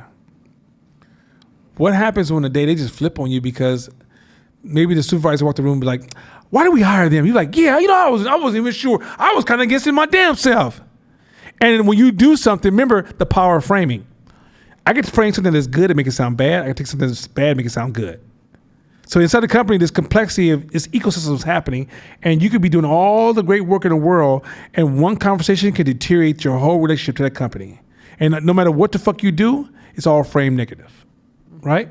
This is where the black women came in, the superheroes, the Avengers. Black sisters call me, hey, Nana, this is what they're saying. Make sure when you hit this one, show up like this. Nana, hey, send that document over that you said last week because this person over here is trying to undermine you. Nana, this person right here that was smiling in the meeting, they wanted that contract, but you took that contract from them, so they really like a snake in the grass. You will never know this shit sitting in the room. You think, oh, it's all cool. So black women saved my ass. Black women have made me millions of dollars. Millions of dollars. Once you start seeing sample sizes, you start seeing value in things you thought had no value all this time. All this time. There are some people who code switch in corporate America so cold that if you close your eyes, you'd be like, oh my God, she just turned into a white sitcom from the 50s, right? And she's the dopest person in the fucking world. You say, what do you mean? Because if you understand this game you playing, she's an ally that's calling you going, hey, listen, hi, Nana. I just want to tell you, just be aware, okay? Yeah, no, hi, George. Anyway, I just want to tell you, they're trying to pull a move on you. So that's what you do. Just make sure those numbers are covered. Put those numbers in the bank. Make sure this stuff is covered. And in the end, you'll be okay. And when the corner turn and you made those moves and things go right, you're like, this motherfucker had my back. In the streets, you might call her a sellout. You might say, oh, you don't sound black enough. Mm-hmm. She's the dopest person we've ever had in our community. Once you start seeing the real numbers and seeing all the value you have around you, you realize there's more valuable people sitting around you that have resources that can move things, can make things happen for you, and you don't see it because you're in a sample trap. You got this small idea of how the world works with this small sample size of who's done it. And last, basketball. You know what I think is the stupidest thing I ever seen in my life? How basketball players talk about Stephen A. Smith. Do you know Stephen A. Smith makes them hella money? What is basketball without stories? Mm-hmm. Who the fuck wouldn't watch basketball without stories? Charles Barkley. Who wants to watch basketball without stories? Yeah, they. I don't give a fuck if they're inaccurate. Business-wise, they're selling an emotion. Mm-hmm. Basketball players are trying to sell the math backwards. Mm-hmm. You ever pay attention to that? They be like, they got all these new basketball players creating their own shows, right? I'm thinking, you guys missing the fucking point. These dudes are creating storylines that make people want to watch a game to see a story unfold. Mm-hmm. So I think I was listening to Wilt Chamberlain talk about basketball. And he was like, when we first started, we didn't have tricks. We just scored and played the game. And then came people like Michael Jordan, and they started giving you shows because the crowd wanted shows. So they started giving shows and shit. So when I would watch him, I didn't really value his game because I felt like he was just doing too much. He was you could just did this real quick, but he just right? It's just too much. Yeah, but look at the pay scale difference. Mm-hmm. Look at the money. I understand, but look at the money. Like when Steph doing that shit, he shoots and turns around, says it to the crowd, and does a little shimmy when he goes on the court. You understand what he just did for the basketball industry? Mm-hmm. And when a news person like Skip Bayless be like, yeah, I just don't think Steph is the good dude. I don't think he's really that good. Then the fan doubles down on Steph. Mm-hmm. Steph makes more money. You see how this is going? Mm-hmm. But once you start seeing these numbers and see the samples and how this game is being played, you realize, oh, that's hella tight. But some of y'all will look at somebody like Gilbert Arenas' show and go, I'm gonna do that. I'm gonna do like Shannon Sharp. Shannon Sharp be telling stories, right? That shit is good. And I want to see people who make you excited about seeing the game, to watch the game, and then I also want to learn about the game too. I'm not saying that there's nothing wrong with that, but what's the cat who's now the coach for the Lakers? He had his own show for me a little while. Oh, JJ. JJ Riddick. Nobody's going to watch. That's not going to make that much money. Nobody cares about all the fucking moves. You know, well, if the basketball player dribbles here, then the person should be here. Then he just catches us here, which then allows him to shoot from here. Then at this point, if you repeat that 5 times, he should be able to. I want to see the lights come on, the dancers, the music, boom, boom, superstars was like, oh my God, you see John Morant? Oh my God, Anthony Edwards, he reminds me of Jordan. Oh shit. That's what makes you turn the TV on. Let's just keep it 100. When Jordan left basketball for a season, a lot of people stopped watching basketball. He was like, wrap it up. Until Kobe found his own, then you're like, okay, Kobe and Shaq, okay. You wasn't looking at, okay, then Kobe said this, and then Shaq landed, and then then the 4-point move, then he hit the footwork. Do you see the footwork he did? We know. That's for the players to learn. That's not for us. I don't buy that shit. Like if I thought about some of my favorite basketball players, it's the storyline that drives it. Storyline. 100%. Basketball's not real, people. It's a story-based game. Literally, me and Court in the backyard, 1950s, 1940s, we done create this little circle basketball, this bicycle rim, nailed it to the wall. Yeah, and if I do it 2 times, right? No value. We just made up some shit. Then marketing got to it. And over time, now it's, he just got $500 million. He's the first billionaire by playing in the league by himself. That's partially Stephen A. Smith and all these other people who poured into these individual stories, even Skip Bayless. All these people made the sport more valuable by the way they talked about the sport. The motherfucking Dallas Cowboys, the most losingest team in the last 2 decades, right? Somehow they're the masters of how to lose, are one of the most valuable teams in the NFL.